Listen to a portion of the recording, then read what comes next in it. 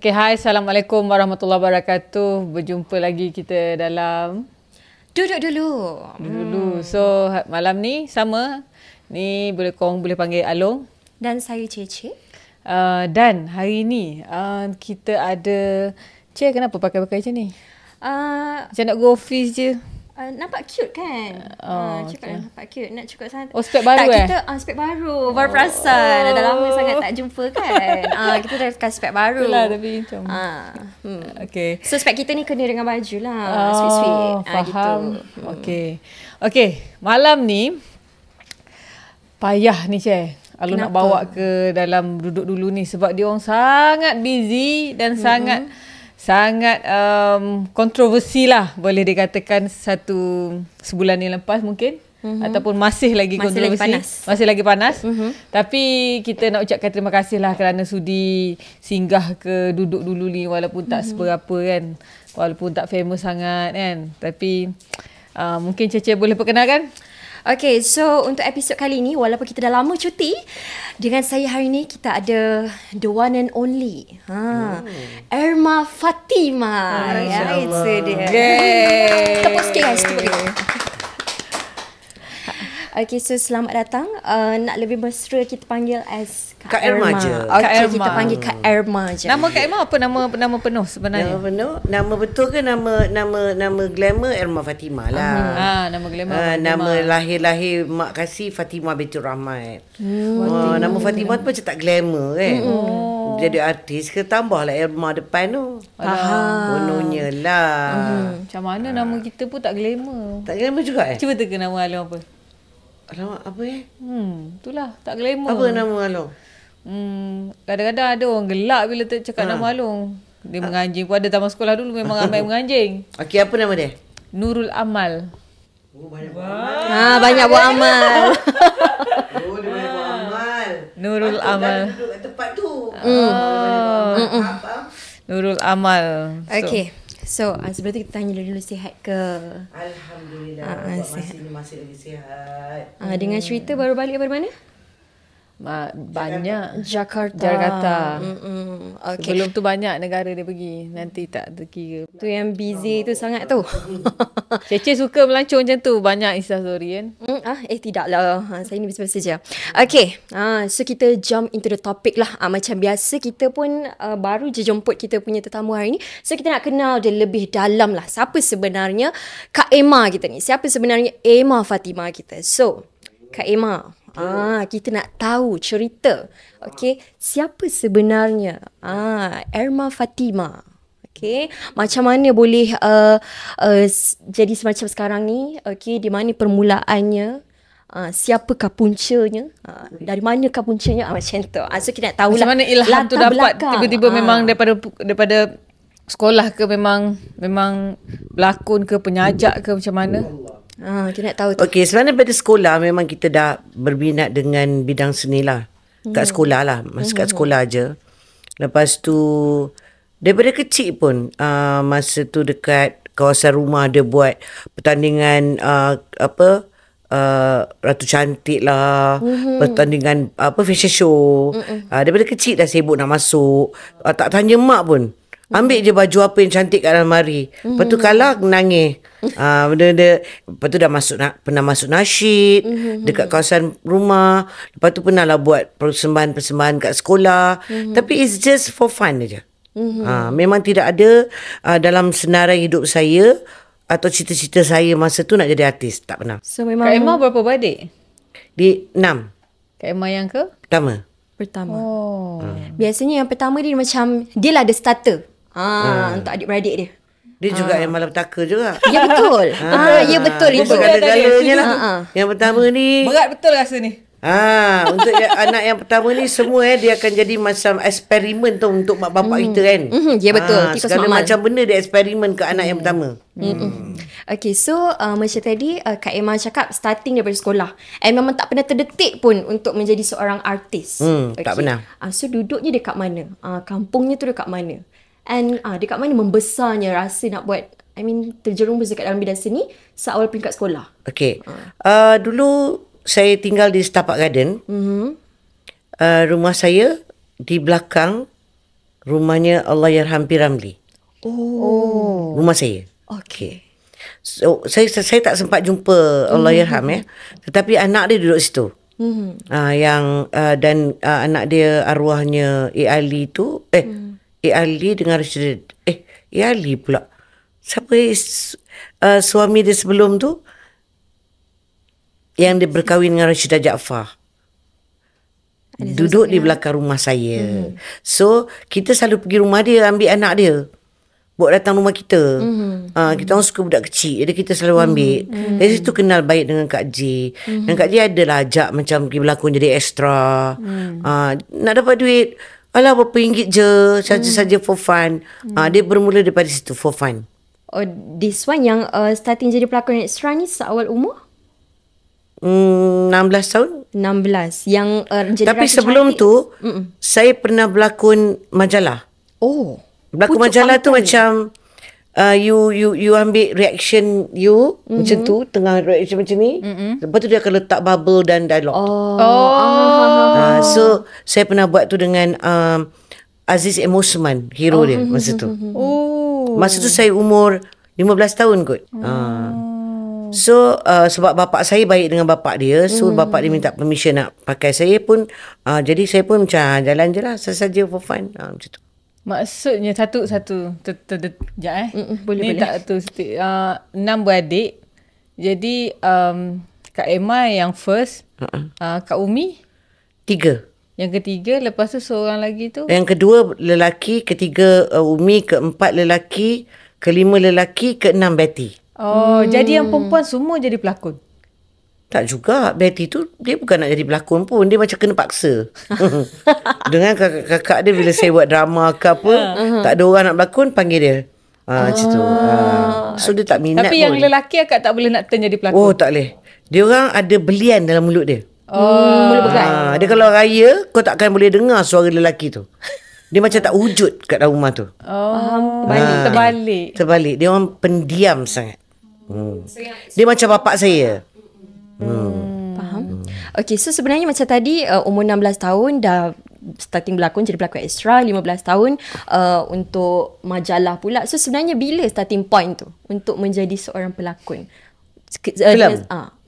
Bukan, pelakon lah extra, tak kisah. 16 tahun tadi? Depan kamera.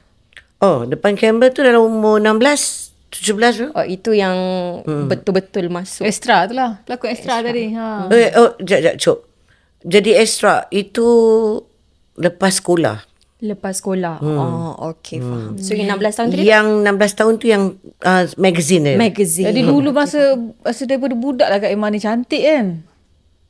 Sekarang tak cantik. Tak. Maksudnya daripada umur 15, 16 sudah jadi pelakon kan. Lepas tu dah pelakon majalah pun semua. Tak ada orang kalau lah tak tu. Cantik macam mana nak jadi kan? Tak ada orang lah tu dia ambil. Macam tu kan dulu. Dulu tak ada casting kan Kak? Masa buat majalah tu sebab kawan, bapak punya kawan. Kabel lah. Dia yang nak ambil macam tu. Faham. Dia kata macam nak pakai Irma lah. Betul, nak pakai dia berlakon lah magazine ni. Saya pun macam berlakon magazine apa benda merepek ni kan. Ikut je lah, buat je lah macam tu. Tapi Alu tu fikir satu benda. Maksudnya hari tu kita panggil Abadi. Abadi pun cakap, dia kata dia start daripada berlakon, dia adalah kru dulu. Dia kru kan? Dia kru, tak tahu? Dia kru kan, dia cakap kan. Ada kru, lepas tu barulah dia jadi pelakon. Orang ambil extra-extra, lepas tu dia boleh jadi pelakon. Maksudnya lain dengan masa sekarang Kak. Sekarang ni cantik tu jadi pelakon. Walaupun bodoh. Pelakon tak seberapa tak? Muka je harap. Ramai kan? Ramai. So Kak Emma, starting daripada umur lepas sekolah lah baru officially depan kamera. Officially, ya. Okay, so macam mana startingnya daripada seorang pelakon, daripada seorang pelakon menjadi pula seorang pengarah. Tapi sebelum tu saya nak tanya, adakah parents Kak Emma macam reda? Kau pergilah, kau buatlah apa kau nak. Awalnya tak berapa reda lah. Sebab dunia lakonan ni kan tidak menjanjikan satu masa depan yang baik lah at that particular time. So the whole family dia tak terima. So macam mana Kak Emma macam tepis, aku nak buat juga? Itu memang saya punya perangai. Dia degil, tetapi dalam waktu yang sama Kita tahu apa kita. sebab saya tengah belajar kan. Saya tengah belajar dan saya merasakan saya boleh buat dua-dua. Saya nak belajar, dalam waktu yang sama saya nak berlakon. Berlakon semata-mata untuk duit. Saya nak fast money. So that I can buy whatever that I want. Macam tu kan, supaya saya tak payah minta duit kat mak bapak saya. Dan mak ayah saya bukan orang yang memanjakan anaknya dengan RM1, walaupun dia ada duit. Dia tak manjakan. So kita nak beli sesuatu benda susah nak dapat, makanya kita kerja untuk kita dapat tu. So jadi extra tu adalah untuk duit, bukan untuk the limelight to be art actress tu. Bukan. Tak ada langsung dalam kepala saya waktu Siapa, itu. apa ni maksudnya latar belakang family akak, ayah akak ni adalah seorang businessman ke macam mana? Tak. Bapak saya arkitek dulu di Dewan Bandaraya Kuala Lumpur. Mak saya ada banyak-banyak je. Tak tahu nak sebut lah. Banyak sangat bisnes dia. Dia banyak bisnes. So, diorang memang busy all the time lah mostly. Dengan dia punya bisnes yang macam-macam tu. Dan mak ayah saya pernah menjadi producer. But satu filem dia dengan arwah bapa Aziz M. Osman tu lah. Dia buat satu filem, dia fund the film. And dia juga bawa filem-filem daripada luar, filem-filem Hindustan untuk ditayangkan di panggung waktu itu. Macam tu. Itu dia punya sub business dia. So sebenarnya Kak Emma ni bukan, macam dunia seni ni bukan daripada diri sendiri, sebenarnya keturunan lah. Tak juga. Tak. Tak ada keturunan sangat pun. Dan itu bukan main business bapak saya pun. Dia fund dia bukan main business dia. It's just for fun untuk dia orang buat. Sub business dia. Dia ada banyak main business lain. Macam tu. So dekat mana sebenarnya starting daripada seorang pelakon jadi pengarah pula? Pelakon ni tak ada masa depan. Bila saya duduk kat dalam industri filem ni, bila saya jadi pelakon, saya first of all, saya belajar dan saya nak berlakon. Lepas tu saya decide untuk, tak boleh. Saya tak boleh continue belajar, saya kena stop dan fokus kat lakonan ni. So ini impact yang paling besar untuk family saya terima. Sebab saya waktu tu dah second year law. Saya tu supposed to be a lawyer. Wow. I'm not supposed to be an actress. Jadi bila saya give up, itu adalah satu benda yang sangat besar untuk family saya. They wanted me to be a lawyer, bukan untuk jadi artis. Okay, jadi bila saya memilih untuk menjadi artis, itu satu benda yang sangat sukar diterima oleh family saya. Bukan saja mak ayah saya, dan seluruh keluarga-keluarga saya yang lain, semua kami dibuang, kami tak diterima dan sebagainya lah. So apabila saya membuat keputusan itu adalah satu keputusan yang sangat melukakan dan menghancurkan hati keluarga saya. Maka saya janji kepada mereka, I will prove to you that I will become somebody in this industry. Itu saya punya janji pada mak ayah saya. So bila saya masuk dalam industri ini jadi pelakon, saya tengok tak ada masa depan. Jadi pelakon tidak ada masa depan. Melihat pelakon-pelakon veteran, melihat nasibnya Allahyarham P. Ramlee dan sebagainya, saya tak rasa saya ada masa depan menjadi pelakon. Dan saya tidak mahu menjadi pelakon sampai tua. Saya tak mau duduk dekat set bila saya dah tua. Itu saya punya tu. Maka saya, awal-awal saya sudah buka company dulu. Bukan director. Saya jadi producer dulu. Saya jadi producer. So, saya buka company dan kemudian Bada, saya kahwin. Dan Bada ada director untuk drama yang kita produce. Sebab dia nak jadi director, bukan saya. So saya jadi assistant director, nak save budget. Kan nak save budget, saya jadi assistant director. Tapi saya selalu menyibuk hal kerja dia. Macam saya cakap dia, kenapa buat shot macam ni, kenapa buat macam ni, kenapa buat macam tu. Sampai dia fed up. Sampai dia kata, I think you should be a director sebab you dah cross border as an assistant director. You have no right to tell me what to do because I am a director. You bukan director. So I cakap memanglah satu hari nanti akan jadi. Masa tu sentap, gaduh sebab jadi assistant director yang over, menyibuk hal orang macam tu kan. So one day saya decide to be a director. Ratu Jamu saya punya first arahan. Dan drama tu menang best drama dan saya menang best director. That's your first award. drama saya. First drama. Akak direct, akak juga First director award. Director award. Sebelum tu saya dah dapat Best Actress apa semua. Ini First Director Award untuk telemovie TV3. That's when I started to continue become a director. Terus. Dan saya set pada diri saya. Macam mana saya set diri saya sebagai pelakon. Saya set, saya kena stop when I'm 40 years old. Maksudnya Saya stop acting. Okay, acting. Stop Acting, pada tahun. Okay. So saya kena stop acting. So bila saya start jadi director, saya setkan 45 saya kena stop directing. And how old are you now? I'm 57. Why are you not stopping? Jadi I am still producing, but I already stopped directing and acting. Saya hanya berlakon Mak Chun tu sebab saya terjebak tak boleh tukar orang. Tak boleh tukar orang. Jadi Mak Chun tu sebab nak save budget. Sebab kita shooting kat Spain. First season shooting kat Spain. So saya director, sayalah pelakon Mak Chun tu. Sebab nak save budget.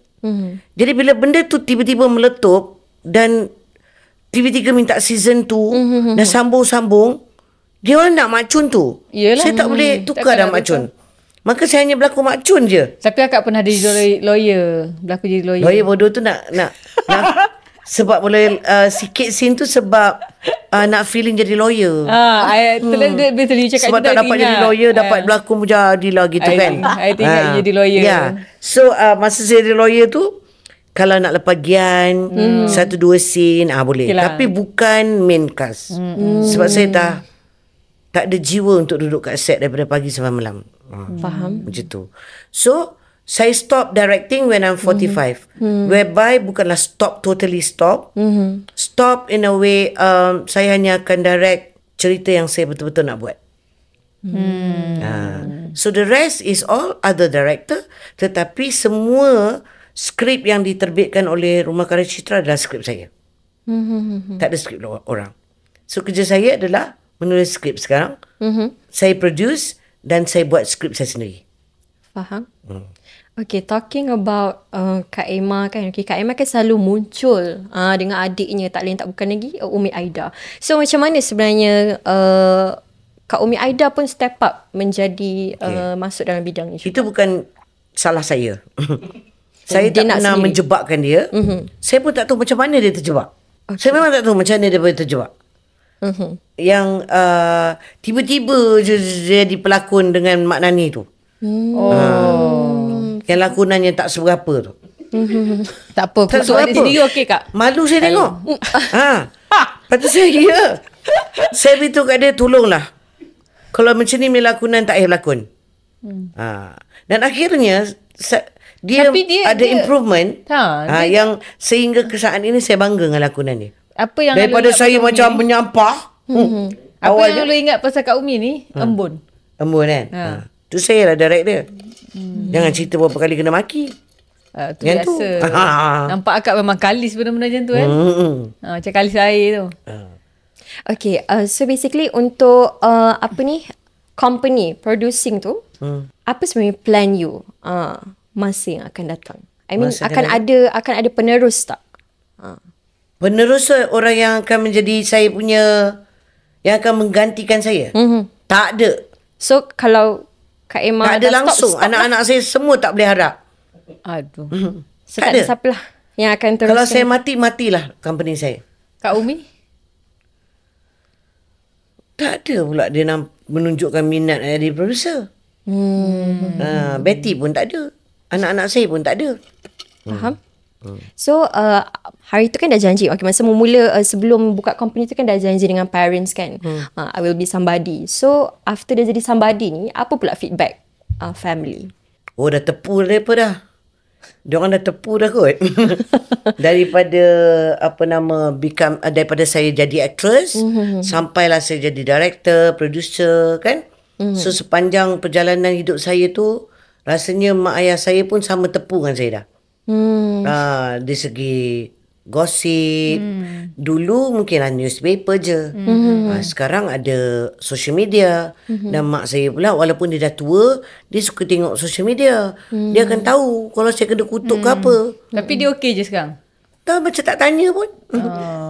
Dia tak ambil peduli lah. Maknanya dia macam dia tu lah kot. Dia boleh Okay, satu benda Kak. Hantar dia macam tu kan. Untuk apa yang pemerhati daripada jauh ni lah Long tengok. Maksudnya orang ternanti-nanti filem yang ataupun cerita yang dibuat oleh Emma Fatimah. Sebenarnya sebab setiap benda apa yang Kak buat mesti meletup. Uish, itu kebetulan. Mesti panas. Kesengaja. Mesti panas. Dan Along ada bercakap yang pernah berlakon dengan akak. Dia kata sebenarnya kadang-kadang kalau pelakon kita ni, dia kata mungkin pelakon baru ada skrip kot, kita ni tak ada skrip, dia kata. Betul? Ada. Hari yang nak syuting tu lah. Skrip hari kejadian? Ya. Kalau yang macam diorang datang set hari ni, ada 10 scene katalah contoh. Nanti pagi diorang sampai set, diorang dapatlah skrip tu. Ada skrip. Tapi last minute lah. Yang pagi tu lah. Macam mana nak hafal tu? Kata pelakon dibayar untuk hafal apa?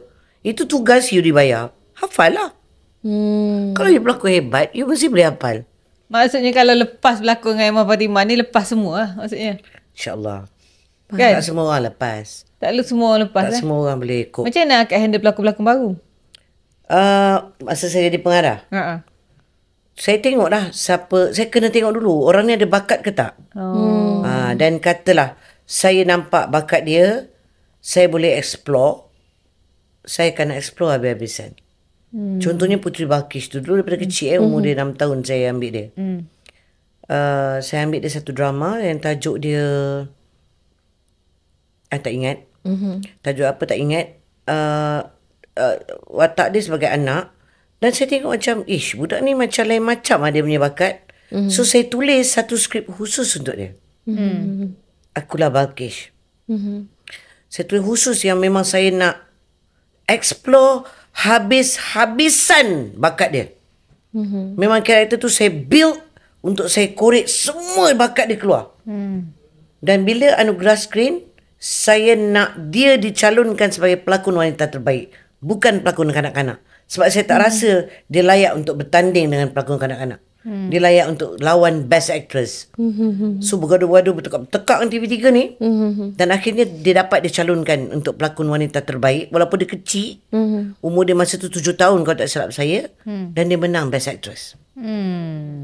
Dan dia pergi ke Asian Award dekat Singapura. Dia menang sekali lagi Best Actress. Dan memang saya tulis tu untuk dia. Sebab saya tahu dia ada satu... Tak tahu, aku rasa dia ni lahir-lahir keluar pada perut mak dia. Dia dah memang ada bakat.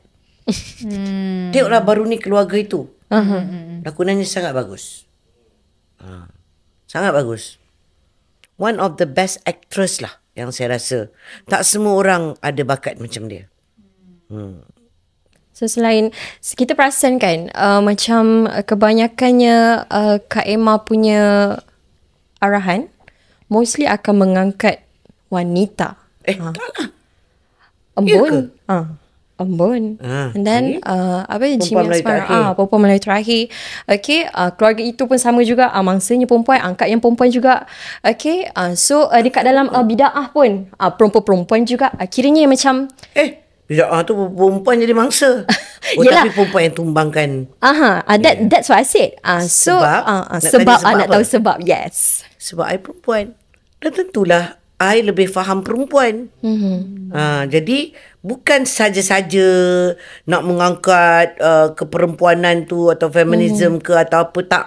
Sebab saya merasakan yang saya bukan feminis atau apa. Tak, saya merasakan macam watak tu, karakter tu, cerita tu memerlukan seperti itu.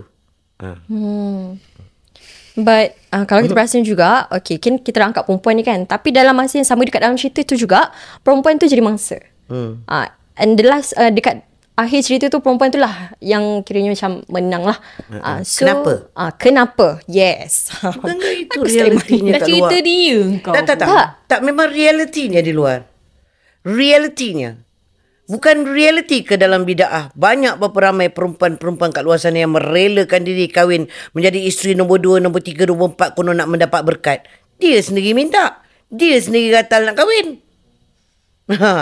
Tak ada siapa paksa. Bukankah perempuan tu sendiri yang sanggup nak merosakkan rumah tangga orang lain? Dia yang pilih.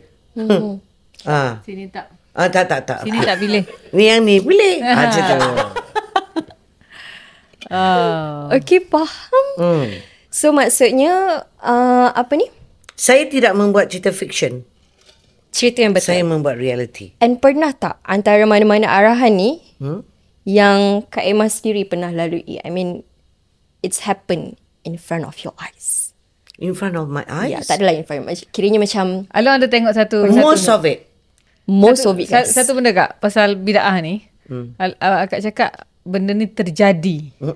Kan? Dan akak tahu benda ni terjadi dan akak pernah berada di situasi tu Ya, saya pernah berada dalam situasi ajaran sesat tu.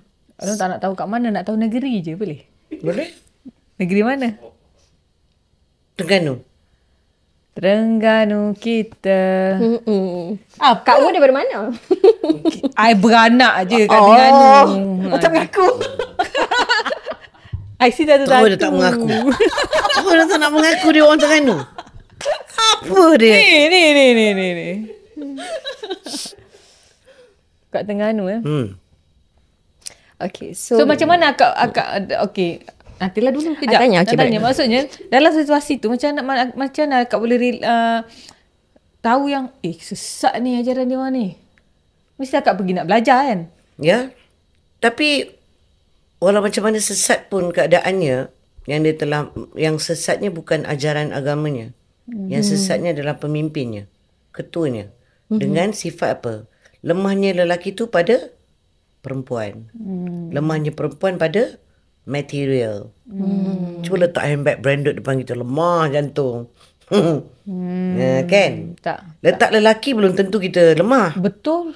Letak handbag branded dengan letak lelaki depan mata ni macam ni. Mana kita pilih? Handbag dulu. Kak Buddha dah. Lemah perempuan pada material, lemah lelaki pada perempuan. Jadi masalah dia ni adalah perempuan. Dia tak ada masalah dengan ilmu agamanya. Zikirnya betul, ajaran agamanya betul. Alhamdulillah dia telah berjaya mengubati ramai penagih-penagih dadah dengan cara Islam. Melalui zikir dan sebagainya. Betul. Itu tidak ada salah. Sebab Alhamdulillah kerana saya telah dididik agama oleh ibu bapa saya daripada umur saya 5 tahun. Makanya bab syariat tu Alhamdulillah tak bolehlah nak bohong sikit lah. Sebab kita tahu bab agama ni. Tak bolehlah nak bohong kata macam contohnya syahadah tu berubah ke, zikir tu berubah ke, kau tak boleh tipu lah. Sebab benda tu saya tahu. Jadi apa yang diajar kepada saya tu semua betul. Tak ada masalah. Until saya dapat tahu budak-budak kat dalam tu yang perempuan-perempuan ni, diorang menganggap saya seperti ibu. Apabila dia mengadu berlakunya perkara tu. Itu yang saya selamatkan dan saya keluarkan diorang. Superwoman. Namun amalannya sehingga ke hari ini masih saya amalkan. Akak pergi amalan sana. Guru saya itu zikirnya. Akak pergi sana nak belajar. Ya. Konon-konon macam nak ada masa lah 2-3 bulan duduk sana macam tu lah. Tak. Kita tak duduk sana. Dia ada branch dekat Melawati waktu tu. Bukan selalu pergi sana. Kadang-kadang je. So itulah. Jadi bid'ah tu bukanlah 100% kisah dia. Campur. Tak ada minum air kaki pun. Tok guru saya tu tak ada minum air kaki ni semua. Tapi zina tu ada lah. Zina. Itu ada. Itu confirm. Jadi saya sebagai perempuan, saya marah lah. Upset lah saya. Betul lah. Budak-budak ni nak belajar agama. Kenapa yang sampai jadi gitu? Macam tu. Okay, last question. Pasal latar belakang Kak Emma. Lagi baik semula. Lagi satu. Tak puas lagi ni. Cik tak puas lagi ni. Okay, sebab kita tahu yang Kak Emma berkahwin dengan somebody juga yang berada dekat dalam industri seni. So, kita nak tahu macam mana cerita berjumpanya beliau. Dan kita nak tahu macam mana cerita berjumpanya beliau dan juga ada tak konflik-konflik yang berlaku? Sebab yelah kerja dalam satu bidang yang sama kan? Dalam satu company yang sama pula tu. Kita dah dengar satu tadi. So kita nak tahu cerita sikit. Saya kenal dia di filem pertama saya. Rozana Cinta 87. Kenal dia lah sebagai cameraman dalam filem tu. Waktu tu dia punya girlfriend Herwin, Rozana Cinta 87. Wow. Bibiana tu. Okay, itu girlfriend dia masa tu. Cantik. Tapi masa saya jumpa dia, saya tak minat dia pun. Masa pertama kali tu, itu bukan cinta pandang pertama ya. Okay. Bukan. Cinta pandang pertama, first kita tengok terus macam, gitu kan. Ini bukan. Okay, masa tu, Rozana Cinta 87. Lepas tu, next saya jumpa dia adalah beberapa filem saya berlakon, dia cameraman. Pun tak ada feel lagi kat dia. Lambat betul. Malahan dia menyampah kat saya juga. Dia pun ada menyampah kat saya juga. Dia menyampah, akak pun menyampah juga. Menyampah. Macam dia, saya tak menyampah kat dia. Dia yang menyampah kat saya. Masa filem lain tu. Dan the next saya jumpa dia adalah di dalam filem Hati Bukan Kristal. Okay. Saya baru lepas break off dengan saya punya boyfriend. Break off kan. Tengah galau lah ni. Galau. Okay. Lepas tu 5 tahun saya dengan boyfriend saya tu. Break off baik balik. Break off baik balik. Broken lah. Macam bodoh sikit lah aku rasa. Bunguk sangat ni kan. Break off baik balik. Break off baik balik. Cinta ni kalau tak ada orang lain ni, patah balik ni. Macam tu. Dan kita pula jenis setia. Tunggu satu. Kecewa bangun balik macam orang bodoh kan. So teng-teng. Dia kita punya mangsa macam tu kan. So tengok dia macam baik. Badan ni baik orang dia. Macam baik. Kita pun try lah. Try. Berjaya macam okay, ada respon. Dan kita tak sampai setahun pun persahabatan saya dengan dia. Dan tak dating seperti saya dating dengan boyfriend saya tu. Tak ada pun dating dengan dia tu beria. Dan dia ajak saya kahwin. Saya pun cakap okey lah, jalan je lah. Sebab kalau tak kahwin nanti saya mungkin akan balik-balik kat boyfriend saya tu. Jangan kot. Okey, teruskan ceritanya. Maka saya rasa macam ni antara karakter-karakter Cece ni. Tak baik. Saya macam merasa macam I don't think this is the right man. So lebih baik aku belah. Macam tu kan. So saya kahwin mungkin Allah tu maha kaya. Dan saya jadi apa yang saya jadi sekarang. Of course whatever it is because of Bada. That's sweet. Dia train saya. Dia train saya sebagai director. Dia adalah salah seorang daripada guru saya dalam director. Sebab dia yang first ajar saya apa itu kamera, apa itu orientation camera. Dia juga ajar saya you have to know the rules in order for you to break the rules. That is a sentence yang until today saya ingat. Orientation camera, dia lah orangnya, guru saya. That's sweet. Dan dia juga yang memberi saya sangat-sangat kebebasan. Tidak ada had. Faham. Dia tahu saya workaholic, saya nak balik pukul berapa, saya nak pergi mana, syuting kat mana, tolong terbalik pun dia tak pernah kisah. Dia bagi saya pelepasan tu. Sebab tu saya kata kejayaan saya hari ni, dialah di antara orang yang penting untuk sebagai director bukan sebagai pelakon. Sebagai pelakon dia tak wujud dalam hidup saya waktu tu. Sebagai director. Okay, sebelum kita nak berhenti sekejap, okay, last. Ada lagi? Okay. Cuba bagi ucapan sikit for your husband sebab dah jadi guru. Sikit je sebab kita nak break kejap. Untuk dia? Sikit je. Ucapan apa saya nak bagi kat dia? Cakaplah sebagai guru ke sebagai apa? Sebagai bekas suami ke? Sebagai guru? Tak kisah.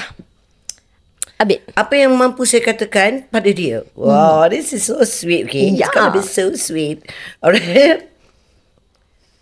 Tak mungkin ada lelaki lain boleh ganti tempat dia. Tak mungkin. Okay guys, ucapan daripada Emma Fatimah itu saja. So kita akan berehat sekejap lagi. Kita akan datang balik dalam Duduk Dulu.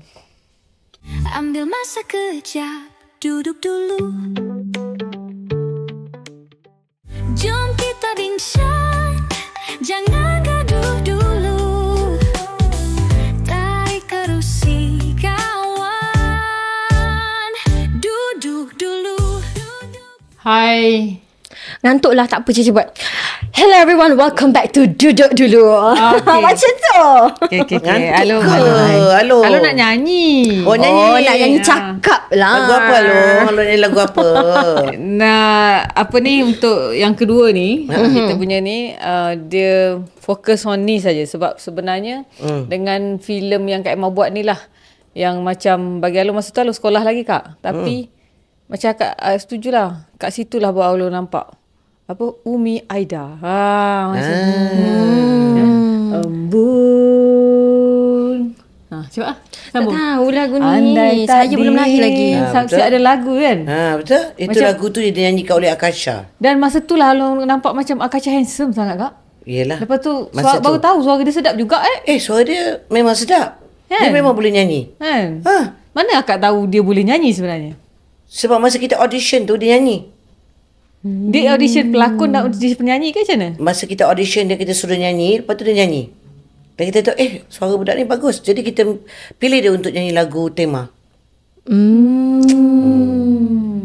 Macam tu. Sebab dia masa tu dia bukan penyanyi kan? Bukan. Dia Selepas pelakon. nyanyi lagu Embun tu dia baru dia nyanyi. Ya, betul. Oh. Akak ni memang terror cungkil bakat-bakat Dia ada bakat tak? Dia tak pernah berlakon depan aku. Mana aku nak tahu dia pandai Nanti kita berlakon borak ke tak. tepi ya. Nanti kita tengok. Okey. Ha. Okey, jom Kak Udi. Sebab kan yang ni cerita-cerita lama kan. Saya rasa cerita ni keluar, saya pun belum lahir lagi. Belum lahir kau. Dia hina kita Kak. Dia tahun 2000 berapa Tak ingat dah. Saya 2002. Cerita ni bila? Tak tahu? Tak ingat. 2000 apa Embun? 1. Embun. 2001 Okey, mungkin yelah sebab saya tak tahu kan. Saya pun tak lahir lagi. Okey. So, Kak Ul lah kot yang tanya dulu. Mengenai soalan pertama. Okey. Embun ni masa tu yelah sekarang dulu tak ada Netflix apa semua kan. Tak ada. Cuma masa tu Embun ni orang bersusun-susun depan TV nak tengok Embun Kak. Filem.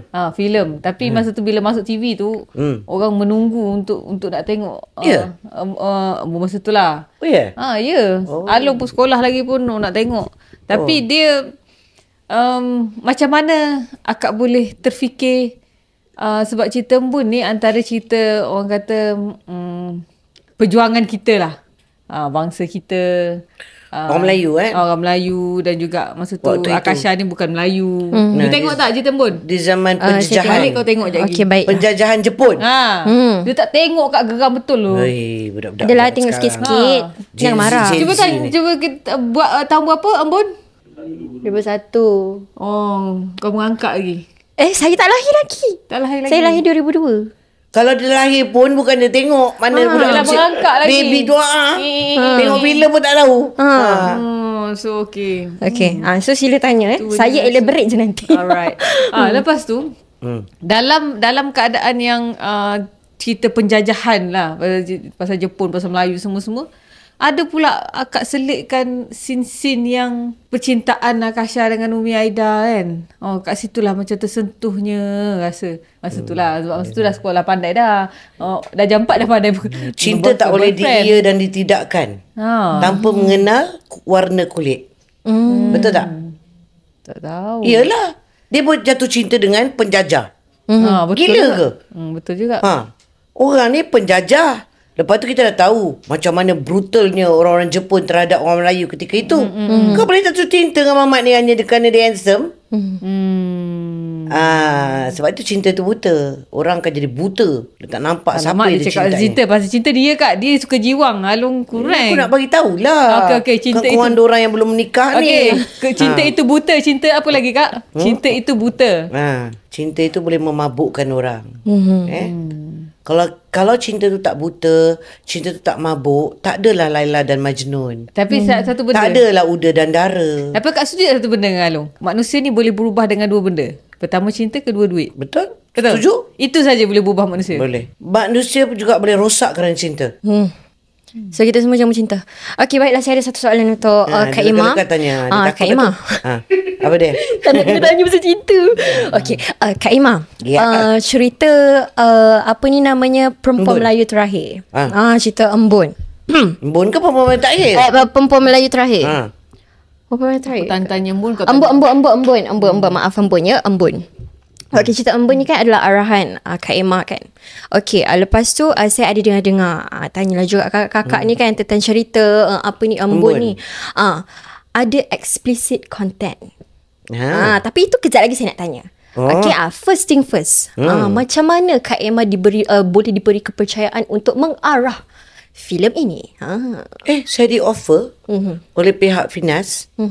Kerana itu filem government Itu bukan filem saya yang produce, itu filem government. So saya di-offer untuk mengarah Embun, dan sudah tentu saya nak, sebab itu adalah cerita perjuangan. Dan apatah lagi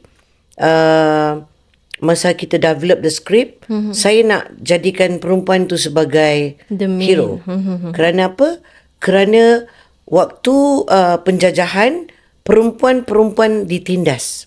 Perempuan-perempuan menjadi banyak menjadi mangsa. So takkanlah tak ada hero di antara mangsa tu. Takkanlah bodoh sangat perempuan ketika zaman itu. Maka kita lahirkan satu hero punya karakter. Macam tu. Tadi Kak cakap Kak Umi macam kata berlakon tak pandai. Kenapa Sebelum tu. Lepas tu dah bijak sikit dah. Tu letak dia jadi itu main karakter Embun. Talking about Umi Aida sebagai Embun dekat dalam cerita tu. Okay, itu adalah adik Kak Emma. And dekat dalam cerita tu ada explicit content, which ada scene pegang punggung. Lepas tu rogol beramai-ramai. Okay. Macam mana Kak Emma boleh arahkan untuk your sister to do that? Alright. Ketika saya mengarah, saya tak fikirkan tentang kontroversi. Ketika saya mengarah, saya memikirkan tentang reality. Okay. Alright. First of all, sejauh mana adingan rogol itu boleh dibuat oleh orang kita? Sejauh mana? Boleh tanya kepada industri filem. Kita bukan Hollywood. Kalau kita Hollywood, yes, you can ask me that question, I can answer you. So what? But dalam hal kita orang Melayu ni, especially orang Islam, dengan adingan yang seperti itu, kita ada banyak trick shot yang kita buat. Dan sejauh mana kita boleh pergi untuk adingan seperti itu? Umi tidak ada telanjang. Sama sekali. Tidak ada body contact yang begini. Tidak ada. Bila saya ambil tight shot orang ni, dia tak ada pun kat bawah tu. Kat mana saya nak letak kamera kalau dia duduk kat bawah tu juga? Dan ada satu kontroversi yang mengatakan bahawa tidak ada sesiapa di dalam bilik itu ketika adegan itu. Makanya track itu dijalan oleh hantu. It's a track shot. Ada hantu ke dalam tu yang tolak track tu? So people, when they want to create controversy, they will do all this such thing yang mana saya rasa satu kebodohan dengan isu-isu yang seperti itu. Yang mana kita tahu damn well not much yang kita boleh buat. Not much. Yang pegang buntut tu Allah alam lah, mungkinlah ada. Tapi bila you berlakon, you don't feel that as a benda yang menaikkan nafsu kau atau sebagainya tau. Probably dia macam macam tu. Tapi tak adalah macam pegang-pegang lama-lama, tak ada. Saya rasa tidak ada. Not even, it's just a few second, which is tak sempat pun kau nak feel nafsu tu. Which is a few second. Dan apabila menjadi kontroversi bab rogol tu, benda yang berada di dalam kepala saya ketika itu adalah sayangnya penonton.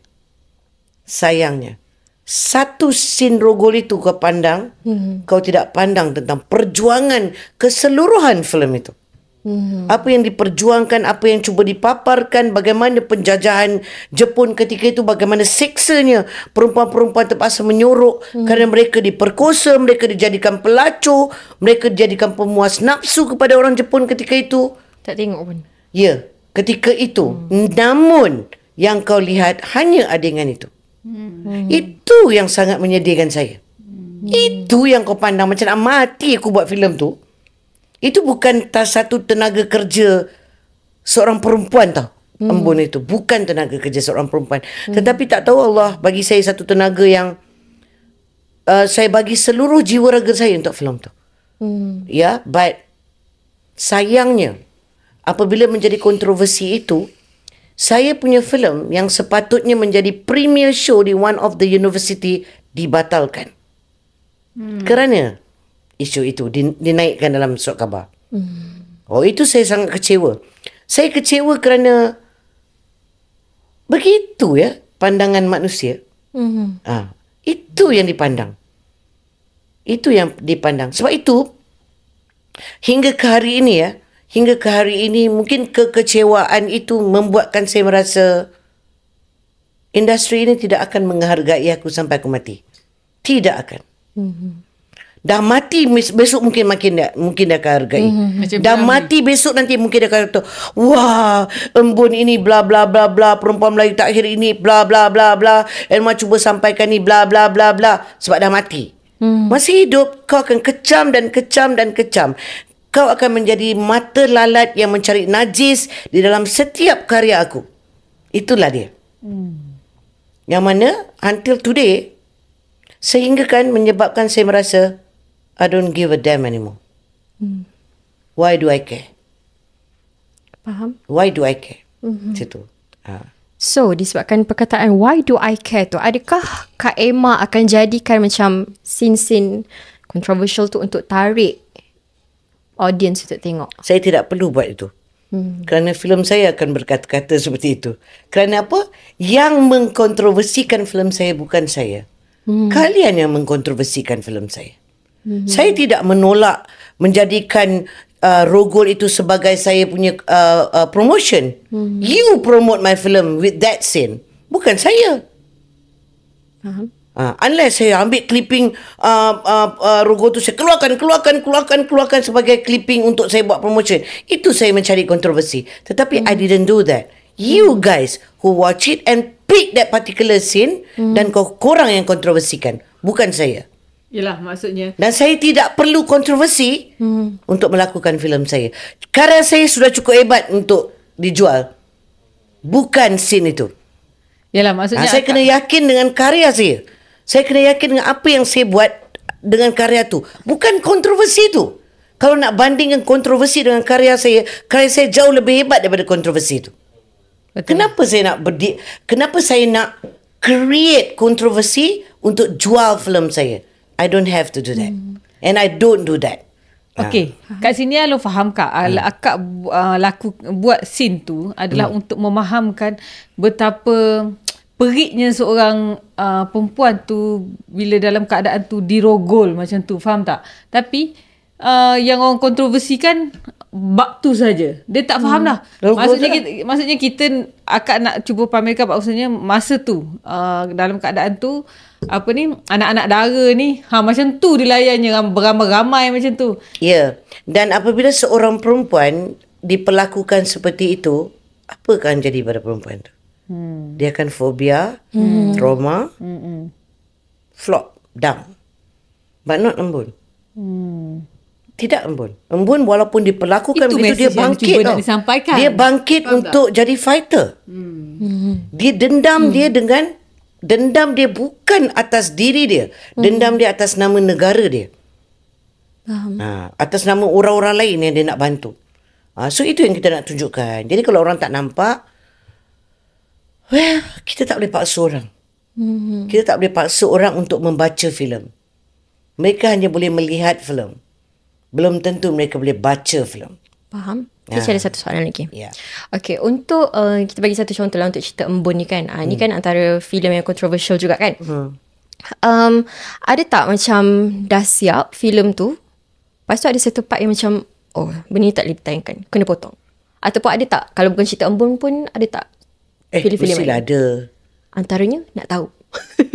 Kalau nak tahu pasal Embun, saya tak mungkin ada ingatan yang waras untuk saya ingat sekarang ni. Sebab dia dah berpuluh tahun yang lalu.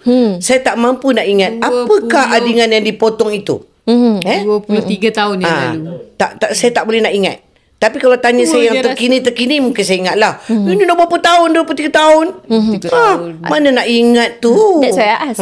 I cannot remember. I'm so sorry. Okay. So cerita lain yang ada yang dipotong? Ada banyak. Ada banyak. Dia setiap kali drama saya ditayangkan, pasti akan ada pergaduhan saya dengan stesen. Kerana apabila drama saya ditayangkan, saya tidak menonton TV. Ya, saya jarang menonton TV. Saya tidak pernah menonton drama-drama TV. Tak pernah. Akak buat, akak tak tengok? Tak, saya tak pernah menonton drama orang lain. Tak pernah. Saya tak pernah. Tetapi saya akan duduk depan TV untuk tonton drama saya apabila ditayangkan. Kerana saya nak tengok ada tak diorang potong drama saya tanpa izin saya. Sebab saya akan beritahu dekat stesen, if you want to cut, tell me. Let me cut. Don't you dare to cut my karya. Macam tu.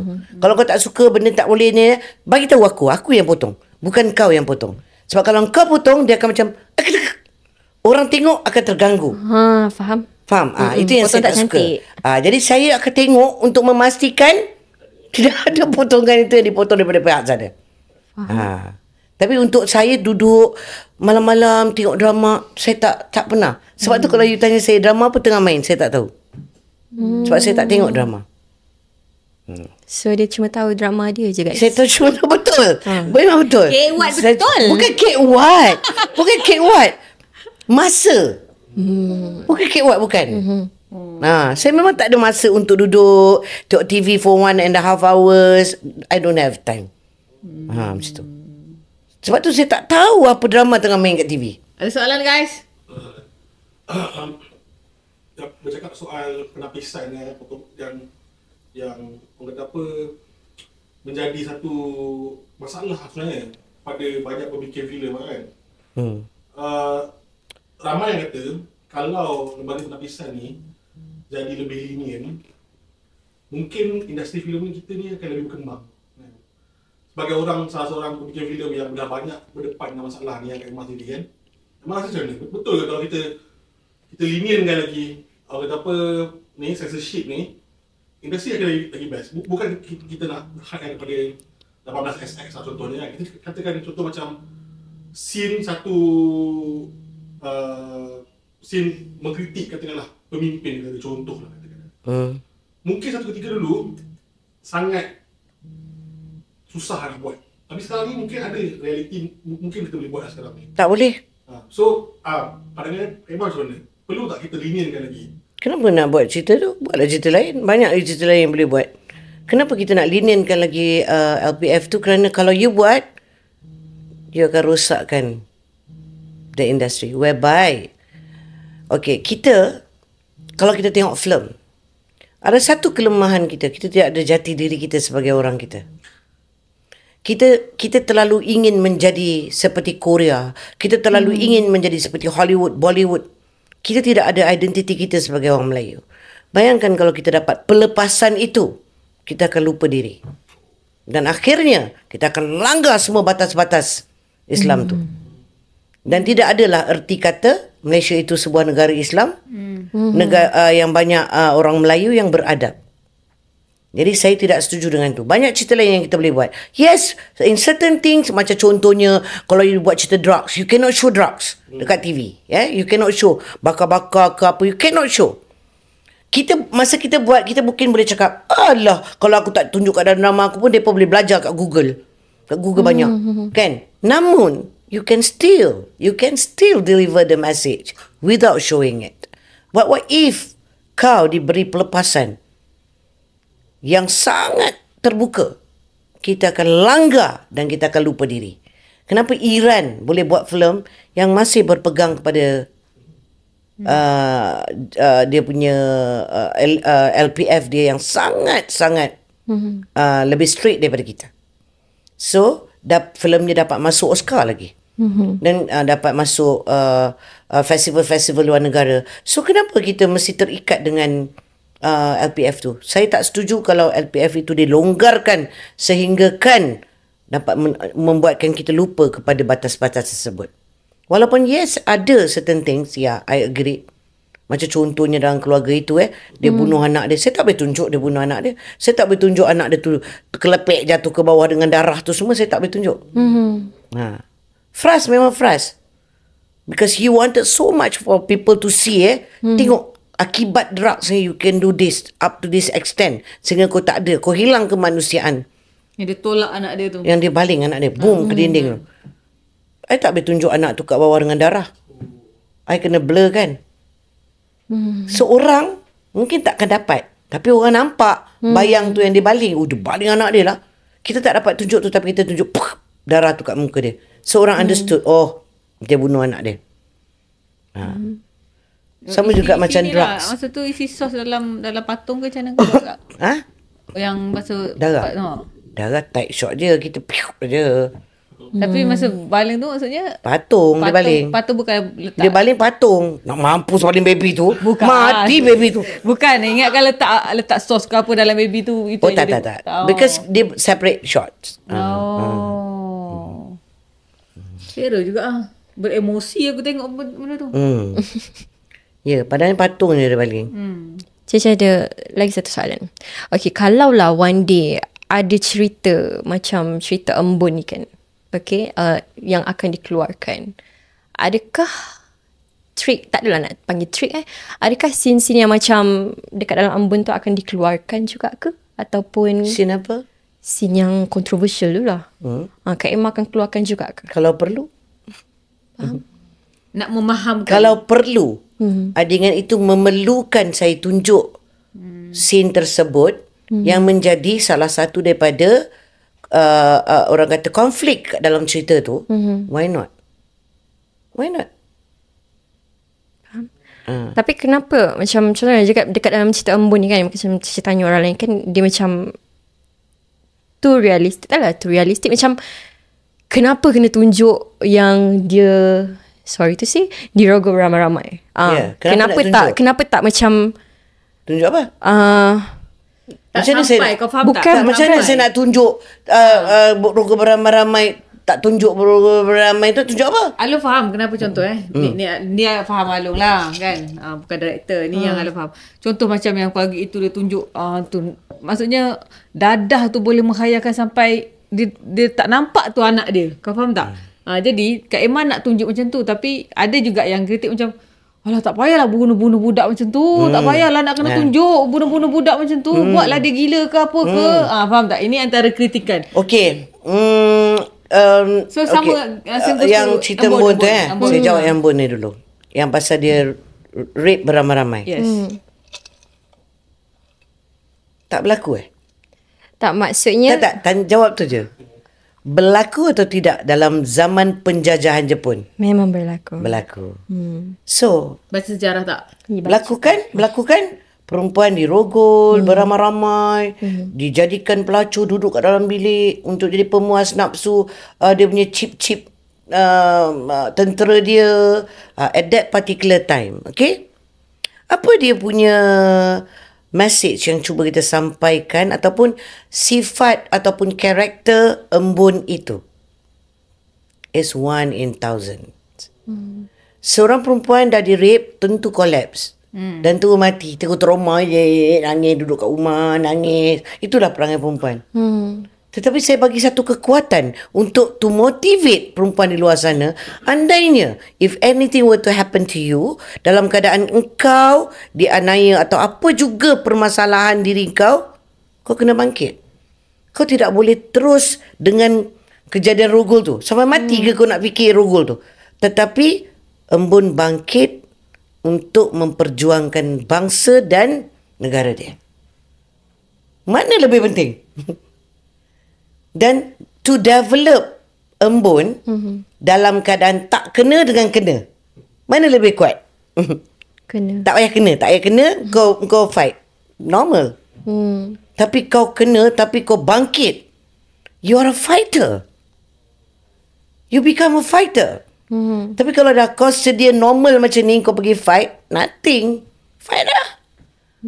Tapi kalau kau dah kena macam tu, kau fight, kau bangun, kau bangkit, you're a very strong woman. Itu yang cuba saya nak sampaikan. Dia buang tepi trauma dia. Dia tolak tepi. Dan she's a very 1 in 1,000. Nak bunuh aku, salah aku, tak apa, bunuh. Yang penting orang lain semua selamat. Aku mati seorang, tapi orang lain aku dapat selamatkan. No hal. Mana ada perempuan seperti itu? Tidak ada. So saya nak orang perempuan yang tengok, oh, aku nak jadi macam Embun. I want to be like Embun. I want to be a fighter like Embun. Itu yang saya nak. So meaning that untuk cerita embun ni dia special sikit. Trick tu diadakan untuk tunjukkan embun tu kuat. But what if kalau ceritanya lain pula? Kiranya the trick is camera trick dia lain. Tunjuk lelaki tu masuk bilik, lepas tu keluar bilik. That's all. So yang scene tadi tu hanya berlaku untuk cerita macam mana? Apa yang teruk sangat scene tu? Tak, nak tanya je. You tell me. Okay. This one bukan teruk lah. Cuma we just want to get your reasoning lah. Tak, I just want to know how bad it is. No, I don't think that is bad. Teranjang? Tidak. Ada sentuhan atas badan? No. Tidak ada. So, I understand. kalau you tanya I soalan tu, I don't want to answer. For me, it's nothing. It's nothing unless I buat betul-betul buka baju. Betul-betul nampak atas ni. Gedebung. Then I can answer your question. But now for me, there's nothing. It is stupid for people to make it as a controversy. Untuk saya, at that particular time. Because tidak ada buka baju. Tidak ada badan atas berlapik. Hanya ada reaction shot Umi yang nampak ke? Tight shot. Tak ada orang pun kat belakang tu. Dia yang kena buat reaction. Yang kat atas ni yang tengah dum tu pun dia pun tight shot juga reaction. So di mana jijiknya dengan tu? Saya nak tanya balik, di mana jijiknya? Itu saya kata bodoh. I'm so sorry, at that particular saya kata bodoh sangat diorang ni. Bodoh. Kecuali lah saya buat lain lah kalau saya kata dia buka baju, nampak Umi tak pakai baju, nampak Jin tak pakai baju, telanjang dua orang, then saya rasa betul. Tapi ni tidak ada benda tu. Tidak ada yang menjijikkan. Sebabkan sebelum ni tak pernah ada scene dalam industri. Cuba tengok filem tahun 80-an. Ranjau Sepanjang Jalan. Tengok bagaimana mereka berkemban dibandingkan pelakon-pelakon kita sekarang. Ada tak mereka berkemban? Tak ada. Tak ada ya. Cuba kemban tengok. Kalau tak kena kutuk sekarang. Dulu kemban tak ada hal tau. Baju seketat-ketat alam. Baju kebaya tu. Kita apa pakai baju ketat-ketat? Sama bezanya kebaya dengan tak kebaya je. Tetap nampak tubuh badan. Untuk saya lah. Jadi this thing saya malas nak argue. Even masa at that particular time saya rasa macam kalau aku cakap tapi pun. Apa perasaan akak bila yang akak cakap akak tak pasal benda tu saja kontroversi tu dan filem Membuntut dicalonkan ke mana tadi? Bukan dia calon, dia nak di-premier showkan di salah satu universiti. Dan dibatalkan. Di hari kita nak berangkat ke sana. So kecewa lah. Mestilah kecewa. Tahu, tapi tahap mana? Sebab masa tu dah keluar front page, semua sok khabar pada pagi tu. Jadi universiti tu takut. Dia pun batalkan. So kita faham lah universiti ni. Dia nak kena jaga juga.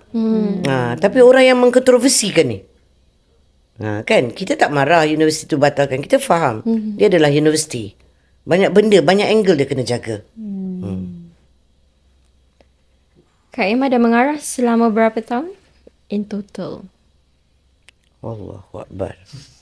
Starting umur berapa tahun? Tahun berapa? 95 lagi Jimis Mari is 1995. So I directed before that already. Drama. Kan. So kita consider 1995, sekarang dah 2025. 30 years. 30 plus lah. Oh, tua dah aku ya. Hebat. 30 years dah. 30 lebih. Kenapa tidak ada 30 tahun lebih masih tidak ada erti kebosanan dalam industri 30 tahun lebih. Masih tidak bosan benda yang sama. Tahun dah 30 juta Kak ada. Benda yang sama kau buat, kau masih tak bosan. Kau sakit. Okay, kau so gila. sepanjang 30 tahun plus. Ya. Apa, ada tak? I mean macam momen-momen yang Kak Aimah macam this is my downtime bro, yang masih lagi ingat sampai sekarang.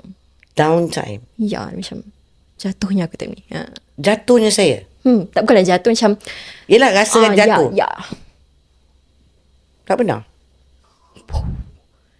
She's a woman bro. Tak betul. Saya tak pernah rasa tu. Saya tak pernah juga rasa saya ada kat atas lah. Nanti kata aku belagak pula, riak kan. Saya tak pernah. Nak kira kalau 30 tahun kan. 30 tahun dah. Sejuta setahun dah 30 juta duit akak simpanan. Kalau lah. Wantap. Kalau. Dah pengarah dah 30 tahun. Bukan boleh dapat 1 juta tiap-tiap tahun. Okay. So ada tak macam yelah LPF ni kan dia ada undang-undang dia kan. Okay, so dalam tempoh 30 tahun lebih tu ada tak macam perubahan yang Kak Emma macam, why this? Kenapa kena ada? I tak boleh terima. Or else macam pernah membaikan ke? Why this in term of Macam, the rules? Yes, the rules. From macam, LPF? From penghasilan LPF? yes. Yes, of course. Masa kita buat, kita akan rasa. Tetapi kita kena fikir dalam rasionalnya. Yang macam saya dah jawab tadi tu. Yang bahawasanya kalau manusia ni, fitrah dia. Dah bagi betis, dia akan nak peha. Confirm. Sebab itu saya cakap. Di saat kita diberikan satu benda yang ketat, kita masih boleh berkarya. Dan kita akan menuntut untuk bagilah kelonggaran sikit. Tetapi kalau kita diberi pula kelonggaran, kita akan minta lagi. Longgar lagi lah. Longgarlah lagi. Longgar lagi. Itu fitrah manusia. Jadi tapi sekarang kita tak diberikan itu langsung. Aku bagi itu je. Daripada dulu sampai sekarang. You masih boleh buat film. Exactly. Dia tidak akan merosakkan you punya creativity. It is how you do it. Dan saya tidak merasa benda tu beban. Mungkin ketika membuatnya kau rasa, tak boleh ni. Tak boleh tunjuk darah ni. Kau rasa beban tu. Tapi bila kau dah habis buat, rationalnya, kau kena fikir, it's not you. It's not only your karya. It is the future. It's the future of the country. It's the future of the film industry. What if kau dapat pelepasan yang bebas? Kau tidak. Kau akan lupa diri. Kau akan lupa asal-usul kau. Sekarang yang tak bebas pun kau lupa asal-usul. Faham. Tidak ada identiti kita sebagai filem Melayu. Tutup suara. Kita boleh tahu tak itu filem Melayu? Tutup suara. Di mana budaya kita? Mana adab kita? Di mana kita bangsa kita yang kita nak cuba paparkan? Kita tak nampak. Apatah lagi dibagi kelonggaran. Lagi jahanam. Semua pakai tupis kat dalam tu. Ya. Because kita punya kiblat bukan filem kita punya kiblat lah Hollywood. Kita bukan a trendsetter. Kita follower. Orang buat filem daripada novel, kau buat filem daripada novel. Orang buat filem komedi laku, kau buat filem komedi. Orang buat filem action laku, kau pun try juga buat filem action. Filem Korea begini, kau pun try buat filem Korea. Tak cukup tu, kau pergi ambil, macam lah kau bangang sangat, tak boleh nak buat skrip sendiri, kau pergi ambil pula adaptasi, kau buat pula filem Korea. Kita bukan trendsetter, kita bukan nak buat, aku nak create satu karya ni supaya orang luar follow aku. Kita tak ada tu dalam kepala kita. Kita duk sibuk nak ikut orang. Apa, bayangkan kalau kita diberikan pelepasan tu, kita akan lupa diri. Faham. So guys, Kak Emma kita dah 30 tahun lebih guys mengarah. Hebat tak hebat? Proud her. Okay, so bidang dia. You cakap tak Kak Emma, you belajar bidang apa? Saya belajar, saya sekolah dekat sekolah seni, ambil bidang teater. And sampai sekarang tak adalah aktif. Kiranya macam hobi saya jugalah. Berlakon teater? Yep. Selain daripada berlakon teater, kerja apa? Saya amat masih... Aku jadi host ya? Saya tetamu. Okay, saya... excited kan sebenarnya. Ingatkan dah simpan luar punya masuk dalam ni. Selain daripada dah bersusah payah berapa tahun dalam sekolah seni? Saya dekat sekolah seni 5 tahun, tapi permulaan saya dalam bidang teater seawal saya darjah 3. Okay. Interview So awak dah belajar. Awak dah belajar. Apa ni? Awak dah belajar sendiri selama 5 tahun. So sekarang awak buat apa? Sekarang saya student Kerja apa? degree. Kerja apa? Saya tak kerja lagi. Awak buat apa? Tapi part time lah. Awak dah kerja dengan saya tak? Live host. Live host. Live host. Lepas tu saya student degree in mass communication. Maskom. Jauh Maskom. Teater. Seni jauh. Tapi saya tak lari. Saya masih lagi berlakon. Pusing berlakon. Lari. Maskom lari. Lari Maskom dengan Dia teater. try nasib betul Kak. Dia try nasib dia situ sini. Lari. Tak. Okay, Tak fit. Awak pun kena reject. Okay lah guys. So Cakap je lah kalau minta extra. Yelah, nanti kita cerita. So sebab saya nak settle tepi sekejap dengan Kak Emma. Kita rehat sekejap dalam. Nanti kita akan kembali lagi dalam duduk dulu. Okay. Ambil masa kejap, duduk dulu. Jom kita bincang, jangan gaduh dulu. Tarik kerusi kawan, duduk dulu. Hello, welcome back guys to duduk dulu. Okay. Bersama saya Along dan juga Kak Emma. Ya. Okay, so tadi kita dah panas. Kak Emma pun dah Okay, so kita akan Ada jadi host dah. dah jadi host. Saya nak kena interview guys. Okay, so sekarang ni kita akan tanya tentang yang paling baru. Macam pisang goreng nasi panas. Ini apa? Ini kau tengok kan? Ni saya tengok. Okay, tengok. Okay. Cerita apa? Cerita apa? Itu. That's Kelaga itu. bijak. Tengok ke bida'ah? Taklah tu. Tutupkan apa? Nah. Tutup apa? Tutupkan mata. Macam mana? Bukan. Pejamkan mata, bayangkan muka Walid. Balik pun. Walid nak Tak lalu lah Kak. Tak lalu tengok balik. Kalau letak muka handsome, dah tentu perempuan menggelitat. Tak payah tutup mata. Perempuan tu datang kat dia. So Kan? tapi dia dulu Dan kebanyakan yang gatal yang tua-tua macam tu. Yang muda-muda tak payah susah-susah pejam mata. Dia pergi terus pejamkan mata. Perempuan tu. Okay. So, soalannya tadi masa dekat first block ke second block kita ada tanya pasal apa ni?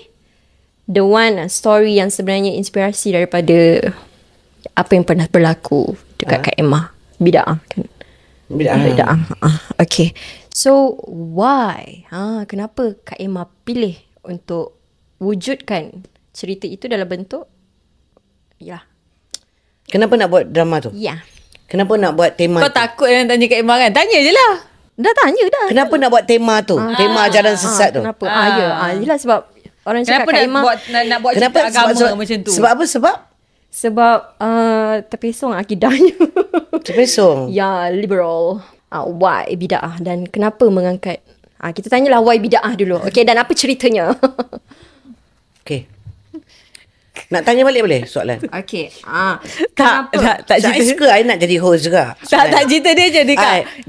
Dia sebenarnya dia dah feeling kok nak ada job dengan dia tapi dia nak jadi macam macam tak panas sangat dia tanya soalan kat Kak. Tapi saya nak jadi host jugalah. Okay, silakan. Pernah dengar tak ajaran sesat kat Malaysia?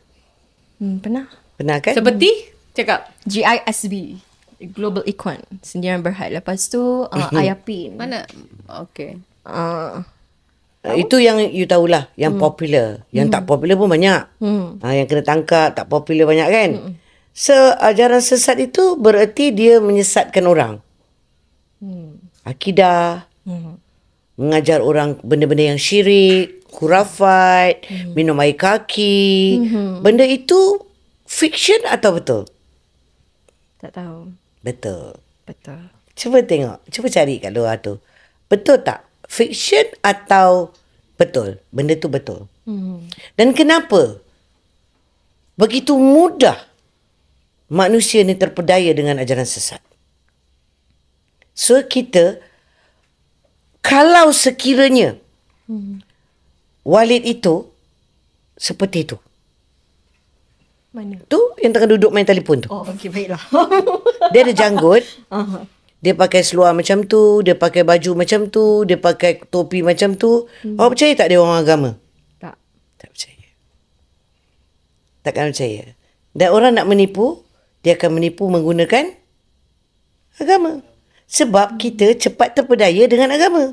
Kita cepat lemah. Katalah satu lelaki, muka tak berapa elok sangat lah. Tapi datang, Astaghfirullahalazim. Allahumma salli ala Sayyidina Muhammad. Kan? Bercakap-cakap dengan you, Allahumma salli ala Sayyidina Muhammad. Awak mesti akan rasa, Masya Allah, inilah lelaki yang nak bawa aku pergi syurga. Confirm. Kita cepat mudah terpedaya dengan agama. Jadi, saya jadikan Walid tu seperti itu kerana ajaran sesat kebanyakannya mereka-mereka yang bertopengkan agama. Dia bukan terus sesat. Dia takkan ajar sesat sahaja. Dia takkan sahaja. Tak. Dia mesti bagi kau agama dulu. Kau dah percaya dekat aku, kau dah taksub dengan aku, baru aku sesatkan kau. Sebab kau dah taksub. Kau dah rasa aku mursyid, kau dah rasa aku guru, kau dah rasa aku hebat. Kau dah rasa aku akan bagi kau berkat, barakah. Maka kau akan taat pada aku. Jadi bila kau taat pada aku, apa aku buat semua kau tutup mata. Itulah yang berlaku di luar. Kenapa? Kerana orang-orang nak mencari agama dengan cara yang shortcut. Tapi dalam politik pun ada taksub, Kak. Ya. Ya. Bila ada taksub tu semua benda dia semua percaya. Benda dia percaya. Dan kau tai kucing pun rasa coklat. Betul? Betul. Betul. Kau berak depan tu pun aku tak kata tu tai kau. Sebab aku dah taksub dengan kau. Aku akan tutup. Kerana aku taksub. Jadi untuk beragama kena berakal. Kita tak boleh membuta tuli beragama. Kan? Percaya sikit-sikit, percaya sikit-sikit, percaya taksub.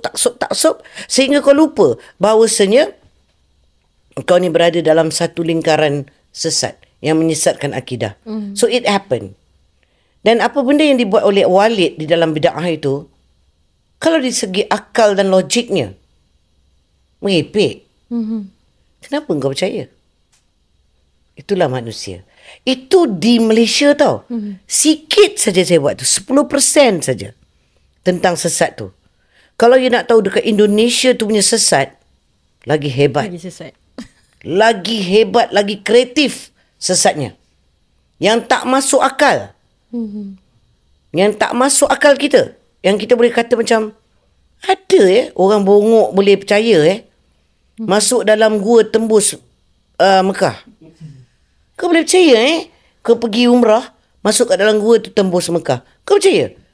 Kita takkan percaya. Jom aku bawa kau pergi umrah nak. Tapi kita masuk dalam gua tu. Itu gunanya akal. Jadi orang semua nak shortcut. Syariat pun tak settle, kau pergi kejar makrifat. Syariat pun kau tak betul lagi. Kau duk sibuk nak pergi yang dalam-dalamnya Islam ni. Itu yang kau percaya semua benda. Rukun Islam, rukun iman tak settle lagi. Jadi itu yang cuba saya sampaikan. Dan ya betul, tidak ada orang buat cerita tu. Dia bila tak ada orang buat cerita tu, aku juga kena balik lah. Confirm. Kenapa kau buat? Kontroversi. Benda tu ada kat luar. Kenapa kau nak simpan bawah kapet Isu tu kenapa kau nak simpan bawah kapet? Kenapa kau tak nak beritahu kat orang? Careful. Be careful. Be careful. Ada banyak orang yang bertopengkan agama kat luar sana. Berhati-hati. Kalau tidak dengan ajaran sesat, dia buat pula benda lain. Baru ni terkandas haji. Macam mana orang tu kena kat sana? Kalau tak tu, dia buat MLM. Skim cepat kaya. Sebab apa? Sebab kita manusia tak puas. Macam saya cakap, tak puas. Dia nak lagi. So dia sanggup. Apatah lagi orang ni. Alhamdulillah, syukur pada Allah Subhanahu Wa Taala, rezeki akan terbuka ni. Bagi 30,000 akan dapat 150,000. Ni Allah bagi rezeki pada kita ni, bukan sebarang-sebarang orang berdapat. Kau akan percaya. Kau akan percaya sebab aku pakai nama Allah, pakai Rasul. Kau akan percaya. Itulah orang kita. Kerana tidak menggunakan akal dalam beragama. Okay, itu tentang syaitan bid'ah. Kalau itu inspirasi daripada dan awak pun tahu kan macam mana ramainya perempuan-perempuan merelakan diri untuk menjadi isteri kedua, ketiga, keempat, kelima, keenam, ketujuh, ke-8. Hanya kerana nak mendapat berkah berkahwin dengan ustaz-ustaz ni. Ada berapa ramai? Betul. Ramai. Yang awak sebut-sebut nama tu tadi. Jadi you tidak ada apa-apa. You tak ada kehidupan. You duduk beranak. tidak ada masa depan. Digunakan dengan cara agama juga. Ingat, nanti dapat payung emas. Payung emas dapat. Redha. Tapi bila akak buat filem-filem macam ni kan, akak tak takut dikecam oleh agama-agamawan? Oh, dah kena dah? Dah kena dah? Dah kena, atas bawah, depan belakang dah. Settle? Macam mana Kak M bagi settle? Relax lah. Saya tak settle. Dah ahli lah, dah 30 tahun. Saya tak ada bagi settle. Apa yang mampu saya buat apabila orang kecam? Sekarang adalah musim social media. Jangan baca. Jangan baca. You baca, you sakit hati. You sakit hati, you balas. Dan you akan jadi bodoh sebab you balas. Balas dengan kemarahan. It's different. Kau akan jadi kurang ajar. Confirm. Kau akan cakap, katalah satu mangkuk air ni yang tak siapa-siapa monyet ni, yang cakap ni. Kau mesti cakap, kau ni, kau rasa kau hebat sangat ke? Kau banyak ni. Kau akan jawab dengan marah. Jadi bila dia marah, akan jadi kurang ajar. Jadi saya akan jadi sama level dengan orang tu. Lebih baik saya jangan baca. Jadi masa akak buat filem ni lah, dia berkisahkan pasal agama kan. Siapa yang akak rujuk benda-benda tentang agama ni untuk pasal untuk filem bid'ah ni? Bid'ah tu tidak ada saya rujuk siapa-siapa. Rujukan saya adalah kitab. Buku Al-Quran. Tu je. Tak ada tanya-tanya siapa. Ustaz-ustaz. Ada ke ustaz nak layan orang seni? Nak dengar pasal skrip ni, scene berapa tu? Scene 1 episod berapa? Masya Allah. Dia pun tak tahu episod tu apa. Dia pun tak tahu scene tu apa. Jadi tak apalah, kita rujuk kitab, kita rujuk Quran. Quran tidak akan salah, insya-Allah. Apabila surah-surah yang kita nak gunakan yang berkaitan dengan benda tu, alhamdulillah, dia pun tidak ada sentuh pun yang saya salah pakai ayat Quran ke, saya salah pakai kata-kata ke, tak ada. Dia tak ada. Yang dikecamnya adalah pakaian ulama. Itu yang saya kena kecam. Minum air kaki. Minum air kaki betul-betul? Dia pakai tu. Minum air kaki betul-betul? Lepas tu kaki yang letak kat janggut tu. Itu adalah isunya. Isunya adalah pakaian ulama. Minum air kaki. Kaki wanita letak kat janggut. Kaki siapa kat janggut tu sebenarnya? Wanita. Kaki bini dia. Kononnya metafor. Metafor. Kat luar kau konon kau boleh kuasai orang. Kadang bilik kau ada kat bawah tapak kaki aku saja. Itulah kononnya. Metafor tu yang jahanam tu. Tapi tak ada siapa pun dapat kecap. Ini orang dapat kecap. Geli.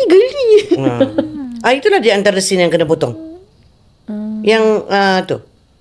Sebenarnya dia tak dipotong. Dekat view dia ditayangkan. Tapi apabila menjadi kontroversi, dan kita baru teringat bahawasanya, yalah, bila diperkatakan oleh orang agamawan bahawasanya janggut tu adalah sunnah Rasulullah. Awaklah pilih letak kaki kat janggut tu. Baru kita rasa macam, iyalah, metafor kepala otak hang. Kan, benda tu sunnah tu. Salah tu kita potong. Jadi sebenarnya kalau nak ikutkan potongan, apabila kita tunjukkan kepada JAKIM, kita pergi jumpa JAKIM dan kita ambil beberapa adegan-adegan yang kita rasa akan menjadi masalah. Pejamkan mata, bayangkan ni Rasulullah bersama kita, bersaksikan Rasulullah, kita bernikah, nikah batin, segala macam nenek ni, yang kita rasa ini adalah ajaran-ajaran sesat yang mungkin akan menjadi masalah dengan pejabat agama. Maka kita tayangkan adegan tu kepada JAKIM. Dan JAKIM hanya menegur kita dua. Janggut tadi dan air kaki tu, kalau boleh tight shot dia minum tu, kita cut terus. Jangan tunjuk dia minum. Macam tu. Tu yang the originalnya memang minum air kaki lah. Okey. Macam ni Kaki tu basuh tak Kak? Basuh lah. Tak kalah berkerak-kerak kaki dia duduk dalam tu. Okey. Bila kita ambil air, kamera tu kat mana? Kamera tu kat tangan. Tak, kamera. Takkan kamera kat tangan ni. Yalah. Ni saya pelakon ni, saya nak ambil air ni. Kamera dia kat mana? Kat situ kan? Kat situ. So saya ambil air. Dekat sini ada lubang kan? Keluarkan air. Bila saya minum, air tu semua turun kan? Awak nampak tak air tu turun? Awak takkan nampak. Sebab saya angkat kat sini. Nampak tu macam real lah minum tu. Bila saya angkat, awak nampak tangan saya yang ni tau. Awak tak nampak saya belakang ni. Awak tak nampak yang saya kangkangkan tangan ni atau apa. Yang saya ambil air tu, masa saya ambil air tu awak memang nampak. Tapi masa saya dah angkat, air tu dah banyak jatuh dah. Dan bila saya minum, awak nampak ke saya minum ke tak? Sebab saya dah tutup kat sini. Saya bukan minum macam ni. Saya minum macam ni. Tak nampak kan? Tapi kerana shot itu nampak macam real, maka orang anggap dia betul-betul minum. Tapi yang cium kaki betul. Itu betul cium. Kalau pasal keluarga itu juga, tu pun inspirasi daripada apa yang dah pernah berlaku dalam cerita dalam hidup Kak Emma ke? Okay. Ya, tadi dia bukan pasal keluarga itu bid'ah, ya. Keluarga itu. Okay. Tidaklah semua karya saya itu berdasarkan saya punya pengalaman. Tidak, ya. Setiap hari saya pun baca, buka TikTok, buka Instagram, bukan baca gosip. Gossip one thing lah. Gossip is for fun to read. But the rest is what is happening outside there. Apa jadi dengan bangsa aku kat luar sana? Apa jadi dengan masyarakat aku kat luar sana? Bapak rogol anak, tak ada? Tak ada? Ada. Bukan maksudnya orang buat cerita kan? tu. Banyak tak kat luar? Tiap-tiap hari tak baca berita rogol? Abang rogol adik, lelaki rogol nenek. Banyak tak? Masyarakat dan bangsa kita sedang sakit tenat di luar sana. Sakit tenat. Dan kita tutup bawah kapet. Yang kita bagi dan sogok pada mereka adalah kisah mak mentua jahat. Cinta terhalang. Penyondol. Itu saja kau bagi. Jadi bila sekali kau bagi satu benda yang realiti kat luar, orang tak boleh terima.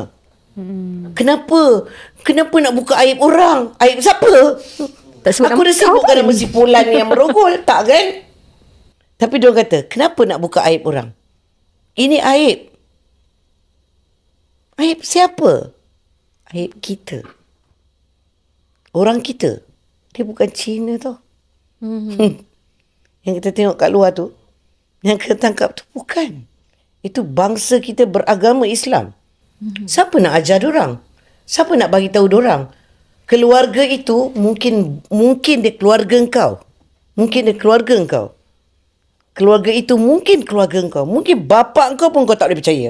Mungkin abang kau pun tak boleh percaya. Apatah lagi apabila kau duduk dalam satu lingkungan yang satu rumah ada satu bilik kau tidur berterabur kat depan tu. Yang kau punya life pun tidak ada. You cannot compare dengan orang kaya yang ada satu bilik ni. Tak ada. Yang tak ada ni. Yang duduk kat rumah kecil, tidurlah bergelimpang, terselaklah kain adik ni, baju perempuan.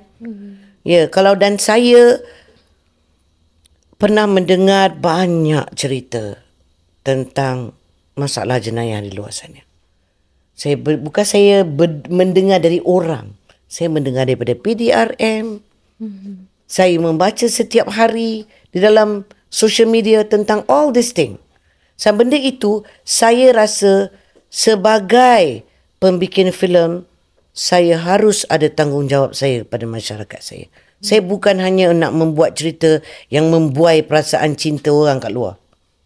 Itu orang lain dah boleh buat dah. Dah habis dah. Zaman saya dah habis dah. Bagi saya penghujung hayat saya ni untuk saya sampaikan cerita yang saya boleh bentuk kepala otak orang kat luar sana untuk sedar sesuatu benda yang sedang berlaku kat luar sana.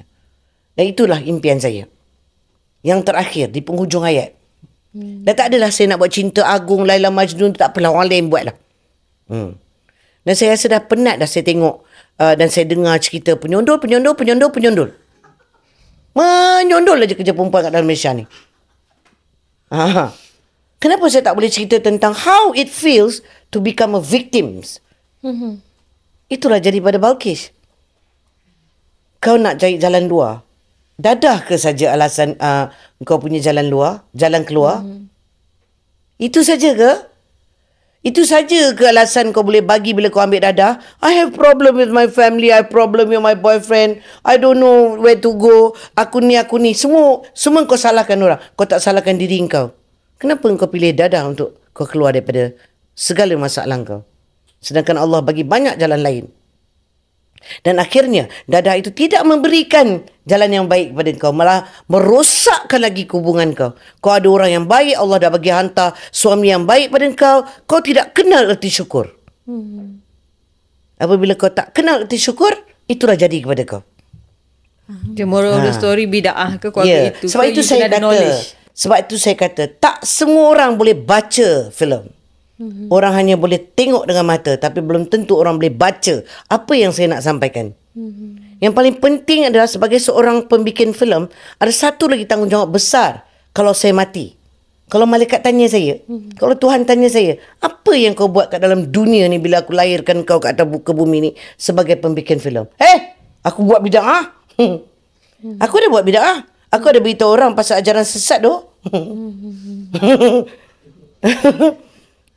Aku dah buat cerita pasal keluarga itu. Aku beritahu orang macam mana sakitnya apabila kau menjadi mangsa, apabila seksanya apabila kau mendapat seorang bapa yang tidak ada tanggungjawab, seorang manusia yang tak bertanggungjawab. Saya buat tau. Jangan kata saya tak buat. Saya bukan buat cerita cinta saja. Saya bukan buat cerita penyondol. Saya buat ya. Ini adalah tanggungjawab saya kepada bangsa saya, kepada agama saya, yang saya kena pegang sampai ke akhir hayat saya kalau saya jadi pembikin filem. Itu yang saya fikir setiap kali saya buat drama saya atau karya saya atau skrip saya. Apa yang kau nak sampaikan? Apabila itu saya dah dapat, saya tak peduli orang lain. Kau nak kecam, silakan. Sebab saya ada jawapan saya. Mind blowing. Ya. Okey, lagi satu soalan. Cerita keluarga itu dengan bida'ah ditayangkan serentak masa bulan Ramadan. Why bulan Ramadan? Macam mana sebenarnya proses tu, saya tak tahu. Okay. TV3 bukan saya punya. View juga bukan saya punya. Saya hanya pembikin. Hari apa, pukul berapa, bila dia nak tayang, bukan saya punya kerja. Itu kerja TV station. Ya. Ya. Sama juga dengan di panggung. Bila kau nak tayang kat panggung, kau tidak ada hak. Kau hanya boleh hantar dekat Finas, okey saya dah selesai filem saya. Dia yang tentukan dengan kau. Nak main bulan 1, bulan 2, bulan 3, kau bukan boleh kata, saya nak main raya. Raya boleh jual. Yelah, Cici tanya macam tu sebab ada yang cakap bulan-bulan Ramadan ni macam mana. Ya. Bukan tugas saya untuk menentukan. Kerana stesen TV bukan saya yang punya. So bukan salah director ya. Korang jangan marah Kak Emma ya. Kita tak tahu kita punya pukul berapa pun. Main hari apa. Faham. Okey. Sekarang kan ni soalan lain daripada keluarga itu dan juga bida'ah. Ada antara budak-budak sekarang yang nak jadi pelakon. Cece ke? Cece, Aikal, Hadis. Semua tu nak jadi pelakon? Tak adalah. Yang diorang ni lah. Okay, kita orang lah. Okay, jujurly. Okay, honestly. Okay, yang nak jadi artis ni. Sebenarnya Kak Emma tengok, macam mana Kak Emma cari tak, memang nak tanya. Mana tahu ada orang lain nak jadi pelakon. Kau ingat nak jadi pelakon susah ke senang? Nak tahu nak belajar kat sini lah. Kau ni okay. Biarlah dia tanya lah Long. Kau dengki lah Long. Dia nak jadi artis. Dia sekolah seni lah. Alright. Saya minta diri dulu. Okey lah, aku dah tahu dah apa soalan kau. Kau tak payah habiskan jawab kau punya sentence Yelah, tu. Macam mana nak jadi artis? Apa yang kau tengok Kak sebagai artis ni nak jadi artis ya? Okay. Awak tanya soalan ni kepada saya sebagai pengarah nak tengok artis ke, atau nak tanya, awak nak saya bagi jawapan kepada orang yang nak jadi artis tu? Dia nak tengok apa? Yang mana satu? Dua-dua. Okey, saya bagi jawapan pada saya bagi benda pada orang yang nak jadi artis dululah ya. Sebelum nak jadi artis, pergi kat depan cermin dulu. Dia kena tengok kat cermin lah. Lepas tu kau tanya, aku nak jadi artis ya. Artis seperti apa?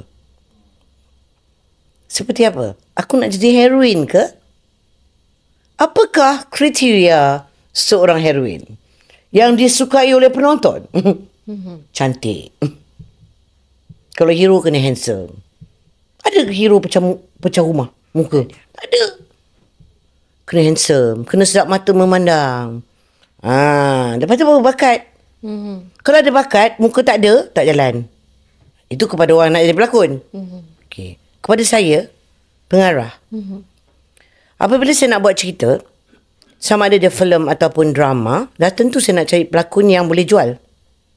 Yang orang nak tengok dia. Orang suka dia. Orang tengok dia, orang suka. Sama ada bakat dia ke, ataupun wajah dia. Saya kena cari yang seperti itu. Saya tak boleh main ambil rembat je. Tak boleh. Terutama hero dan heroin. Leading tu dia kena yang ada nama. Kena yang orang kenal. Kena yang ada banyak orang nak tengok dia punya lakonan. Bukan follower Kadang-kadang follower tu boleh beli. Tak, bukan follower. Orang yang memang orang suka lakonan dia. Okay, so kawan-kawan yang lain nak jadi artis, nak jadi pelakon, dengar tak tu? Dia kena tengok dulu. Betul. Kena ukur baju di badan sendiri. Kita tidak boleh hidup dengan impian semata-mata. Kita kena tengok, mampu tak kita meletakkan diri kita di tempat itu. Kalau mampu, go and kejar. Kalau tak mampu, tak ada langsung kriteria untuk menjadi artis tu dalam diri kau. Kau kejar buat apa? Mati duduk semula kau takkan dapat. Kan? Contohnya muka kau tak lawa, buruk. Kan? Berlakon bodoh. Ya. Tapi nak jadi artis, nak jadi artis. Mati duduk semula kau mati, bangkit balik, mati, bangkit lagi, kau takkan jadi. Faham tak? Kriteria tu kena ada kat kita. Kadang-kadang kau taklah cantik now, tapi kau ada karismatik. Tak cantik now, tapi ada karismatik. Orang tengok, orang suka acting kau, orang appreciate diri kau. Tak semestinya cantik now, tak. Kadang-kadang ada sedikit orang kata tengok tu sedap mata memandang lah. Kau macam Umar tak?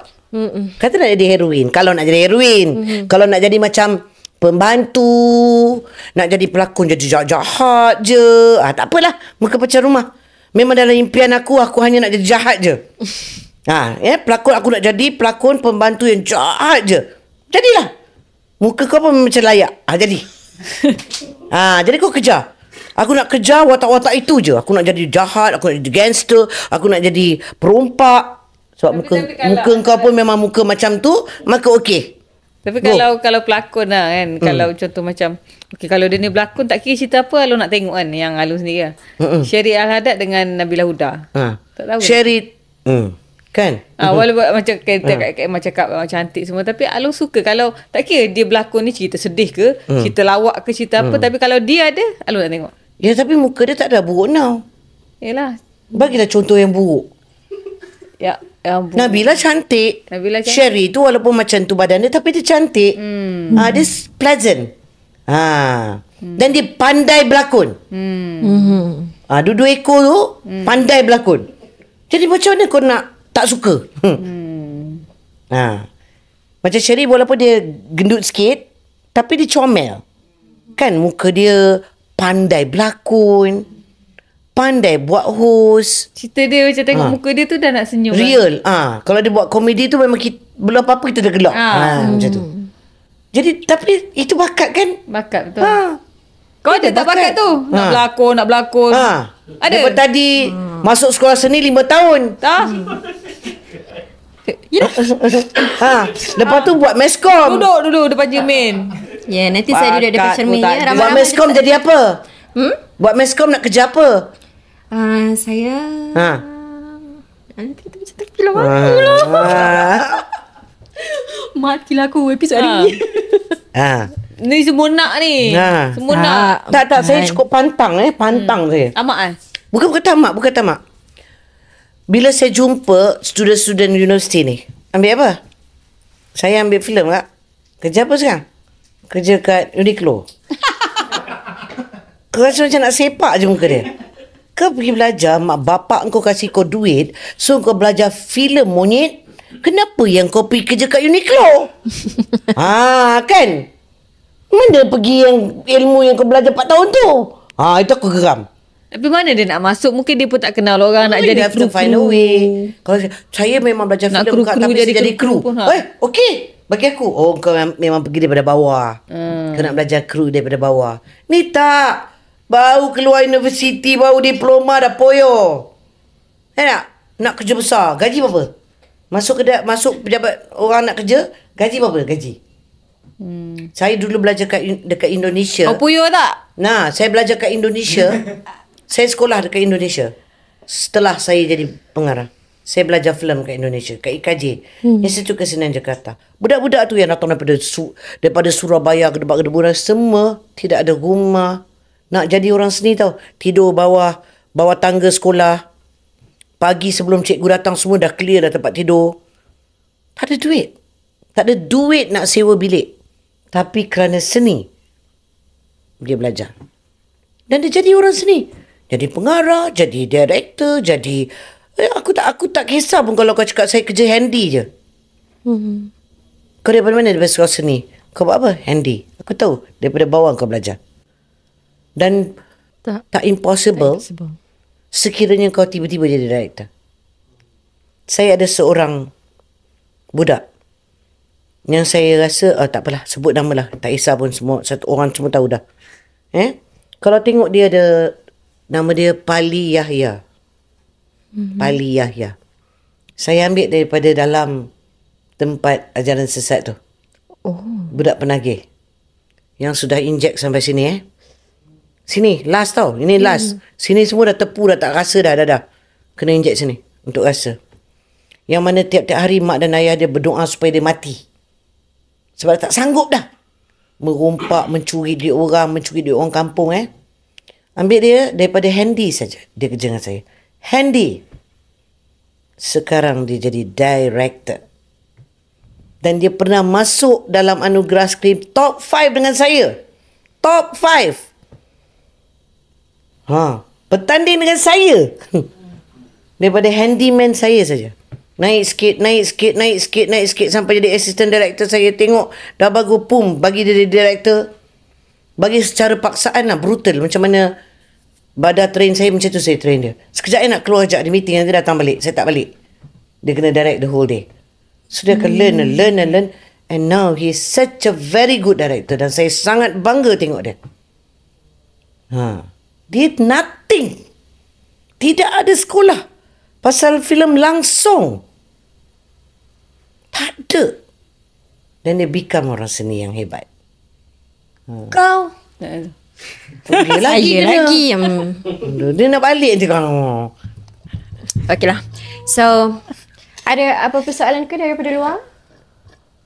Sebelum tutup ni, bagi question lah.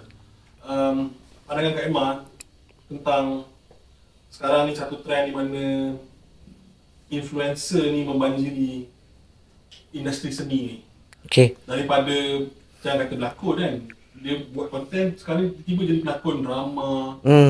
Tanpa kata apa, tak pergi sekolah seni, tak belajar tentang fundamentals of acting dan sebagainya kan. Okay. Menjadi buruan producer. Okay. Nak jawapan yang suci murni? Tak nak. Jujur lah. Nak bagi jujur. Yang belajar 5-6 tahun seni pun tak jadi. Nak heran apa? Orang yang belajar tunggang terbalik kat dalam industri seni, ada sekolah seni, belum tentu jadi orang seni. Sekarang adalah trend social media. Dulu kita tak ada social media. Mungkin dulu kalau ada, mungkin kita orang pun tergedik-gedik jadi influencer. Sebelum jadi artis. Dulu tak ada. Dulu you have to go through casting, jadi extra, then you become artist, kan? Kita pergi casting, kita jadi extra, kita become artist. Dulu tidak ada social media. Itu platform dia untuk kenalkan diri dia. Itu rezeki dia untuk menjadi influencer. From there dia dapat duit. Lebih baik daripada dia buat benda tak elok. Dan andainya rezekinya itu menjadikan dia artis, we welcome them. Sebab apa? Kita perlu orang kata orang yang menjadi kita punya pelapis. Kan? Hero-hero ni dah makin pudar. Banyak tu je, balik-balik muka orang tu. Kau buka TV3, muka yang sama. Kan? Kita kekurangan pelakon. Bila nak cari pelakon susah gila sekarang ni. Hero ni. Yang betul-betul hero. Semua dah occupied dah. Shooting. Heroin. Jadi kalau ada budak-budak baru influencer, dan andainya rezeki dia memang di dalam bidang seni, dan itu adalah platform dia untuk memperkenalkan diri dia, why not? Bagi saya, the more the merrier. Tak kisahlah kau asal daripada mana. Sebab apa? Tak semua orang asal daripada sekolah seni menjadi artis. Saja. Tak. Dia dah bagi hint Aceh. Olah awal. Itu orang dulu-dulu zaman saya dulu mana ada sekolah seni? Okey Kak. Satu tu. Bila Kak cakap macam tu kan. Pasal influencer. Alung tertarik pasal influencer yang Ryan yang pakai bedak tu. Ryan Bakery. Dia punya konten tu berkait rapat. Dia cerita zaman-zaman sekolah, zaman-zaman dulu, kita bercinta, berkait rapat. So kita suka tengok konten dia. Tapi bila akak buat cerita berkaitan dengan kisah masyarakat, tak boleh diterima. Itu yang pelik. Makanya soalannya apa? Maksudnya tak ada soalan, tapi nak cakapnya apa pandangan Kak, maksudnya bila content creator ni buat, influencer ni buat yang berkaitan dekat dengan masyarakat ni diterima, tapi bila Kak buat as a filem yang kata yang terjadi dalam kalangan masyarakat ni ditolak. Okey. Genre apa dia buat? Tak. Nostalgia. Dia genre apa? Genre? Komedi dia. Komedi. Apa orang kita nak? Hiburan. Seronok. Dia tak nak fikir. Dia tak nak fikir masalah-masalah masyarakat ni. Dia nak gelak. Dia nak happy. Tak apa sih. Jadi kalau tak adil untuk you nak comparekan tu dengan saya punya karya. Sebab dia adalah untuk menghiburkan. Dia tak perlu untuk suruh kau fikir. Kau seronok je gelak. Gelak lah sekating kau sampai nak mampu gelak pun tak apa. Tergolek-golek gelak. Gelak. Seronok gelak. Teringat zaman-zaman dulu. Gelak lah. Tu saja. Saya bukan nak suruh korang gelak. Saya nak suruh korang fikir. Ini yang berlaku kat luar sana. Fikirlah. Tapi maksudnya masyarakat kita ni bila suruh fikir tak nak. Saya tak rasa diorang tak boleh terima. Kalau tak boleh terima, takkan bida'ah boleh dapat 3 billion. Takkan keluarga itu boleh dapat 1.5 billion view. Ada 1.5 billion yang nak berfikir. Yang nak berfikir. Sampai ke Indonesia kan? Ya, dan dia dah masuk ke dalam stesen Indonesia. Dan dah ada 2 producer buat filem bida'ah di Indonesia. Tapi susah jugalah nak faham masyarakat kita ni sebenarnya. Alu cuba nak memahamkan benda tu sebenarnya. Saya cuma boleh mengatakan bahawa penonton tak bodoh. Sebenarnya kita kata penonton bodoh. No, penonton tak bodoh. You bagi drama bodoh kat dia tengok tak? Rating takkan naik. Takkan naik rating. Kita boleh tahu stesen punya rating macam mana. Kalau kita nak cakap dia kecam, berapa orang kecam? Berapa orang? Not even 1 billion. Not even 1 million. Kita ada 1.5 billion. Kalau 100 orang kecam, apa sangatlah 100 orang tu.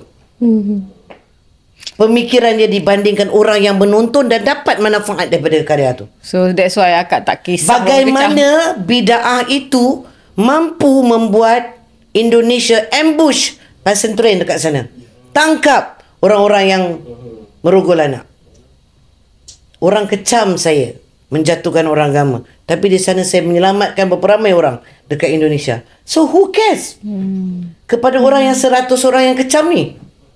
Kenapa saya nak berduka cita dengan 100 orang ni, sedangkan saya dapat impian saya untuk memberitahu pada orang, ini masalah kita. Do something. That's why akak tak kisah orang kecam. Silakan macam tu. Ya. Silakan. Kerana saya ada tahu saya punya matlamat saya, nawaitu saya. Saya berpegang pada itu. Nawaitu saya, matlamat saya. Sampai, alhamdulillah, syukur pada Allah. Saya bukan nak riak, tapi alhamdulillah, memang permulaan bida'ah sangat sakit. Dikecam, orang agama kecam, ustaz-ustaz pun yo-yo buat apa ni, buat TikTok lah. Kecam kat TikTok tu, bukan DM DM tu adab sikit lah kan, DM. Ustaz, dia mesti ada adab. DM kat Imam, DM tu apa yang Imam dah lakukan alhamdulillah, kita pun macam sejuk hati baca. Oh Ustaz, saya minta maaf lah kesalahan saya meletakkan kaki di janggut, mungkin lah kan. Tapi bila you bantai kat dalam TikTok,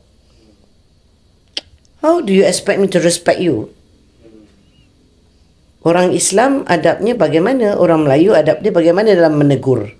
Dalam menegur. Dalam menegur. Ya, jadi dalam teguran itu kecam jangan cerita. Dia macam musim kenduri kecam tu masa bid'ah keluar pertama tu. Dia kenduri, baiknya kenduri. Kecam tau. Saya pun tak kuasa nak baca social media saya. Saya dah tentu kena kecamnya. Pum meletup dekat sana. Main dekat Indon, pum keluar paper. Orang ni kena tangkap. Guru ni kena tangkap memperkosa. Satu budak ni dah berapa lama kena perkosa kat dalam asrama. Tengok bid'ah ada kekuatan untuk buat report polis. Saya bangga gila. Setidak-tidaknya hasil bid'ah aku dapat bantu budak-budak ni. Walaupun dekat negara aku dikecam. Ya, betul. Lillahi ta'ala. Saya boleh tunjuk semua paper cutting tu dekat Indonesia. Until today still have. Until today berapa banyak diorang kena ambush. Pasantren. Ustaz ni kena tangkap, ustaz ni kena tangkap, budak ni kena buat report. Aceh, ketua agama Aceh ban bid'ah. Dia kata ban. Keluar semua kat dalam TikTok, dia suruh ban. Pum, kena tangkap kat dalam pesantren dia. Buat benda yang sama. InsyaAllah itu sangat baik. Kenapa saya tidak... Adakah akak bawa balik Jakarta ni pasal ni? Saya balik sebab saya kena buat skrip filem Jakarta tu. Oh. So saya ada brainstorming. So saya ada brainstorming. Balik.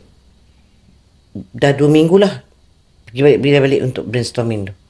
Tapi itu adalah ajaran sesat Indonesia. So dia lebih best. Lebih kreatif. Ajaran sesat dia lagi syok. Nak ikut lagi Jakarta. Ya. Kahwin yang cerita. Masuk gua tu. Masuk gua sampai Mekah Keluar ke Mekah tu. Aku ni duk tengok video. Keluar Mekah macam mana ni? Ilmu apa kau pakai ni? Pakai syabu. Gempak dia ni. Saya pakai jumpa syabu? Dengan orang-orang. Ya, syabu. Saya jumpa dengan orang-orang. Maksudnya sebelum pergi Mekah tu, belum masuk masuk gua tu? Bukan yang Mekah tu, yang ajaran sesat lain. Diorang kreatif gila. Kreatif macam diorang buat filem juga. Ya, betul. Okay guys, so kita hampir ke penghujung rancangan, tapi sebelum tu kita akan tanya soalan penutup sikit dekat ada lagi? Last ni soalan dia kita bila bagi. Bukan. Kita bagi Kak Emma terus jawab cepat. Jawab cepat. Apa yang terlintas dalam fikiran dia? Cung macam tu. Tiba-tiba patah amin lagi. Yang empat ni ke? Yang empat ni ke? Atas dulu. Atas dulu okay. Oh, ada dua soalan ni macam boleh jawab cepat. Macam essay lah. Yang nanti tu kejap lagi baru jawab cepat. Okay, this fine. So, soalan pertama. Okay, second last. Okay. Kak Emma kan berjuang untuk sampaikan message. So, adakah perjuangan Kak Emma ni akak rasa dihargai ataupun sering disalah erti? Pilih satu. Disalah erti. Okay. And then lagi 20 tahun akan datang, dekat mana Kak Emma? Di tepi laut. Dah habis dah? Rehat lah. Kau ingat tak penat dah 77 tahun. Manalah tahu. Aku pun dah rasa nak rehat. Taklah. No more. Rest. Mungkin saya akan berhenti di umur saya 60 tahun. Totally. So 3 tahun lagi. Saya tinggal 3 tahun untuk kejar apa yang saya nak buat dalam hidup saya sebagai orang seni. Dan kumpul duit banyak-banyak. Okay lah. Setahun 10 juta, 30 juta lagi. 3 juta lagi. Allah. Alright. 30 juta lagi Kak. Within 3 years. Okay. Ini belum lagi rapid question tau. Belum lagi. Okay. Belum lagi rapid question. Okay. 3 pelakon lelaki yang Kak Emma suka. Tareng. Eddie Ashraf. Yang bagus berlakon. Budak muda sekarang lah. Yang Kak Emma suka. Tak kisah. Tak kisah. Emma Manan. Lelaki. Emma Manan. Eddie Ashraf. Cerah masa kau Eddie. Okay, 3.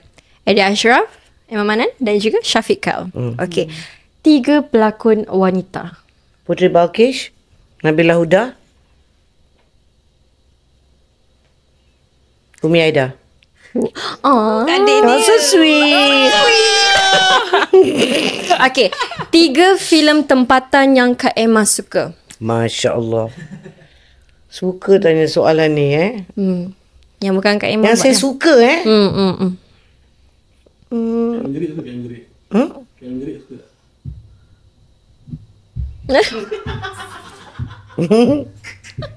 Tak suka cerita Ganas tu. Tak menyentuh Motor-motor jiwa. tak menyentuh jiwa. Dia kena yang menyentuh Black jiwa. Brother tu semua I tak pandai buat. Sebab tu I tak berapa. I tak suka cerita action.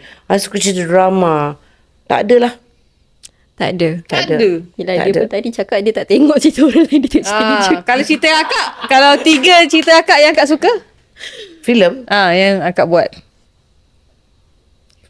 3, tak sampai 3 pun. Saya suka boleh 3.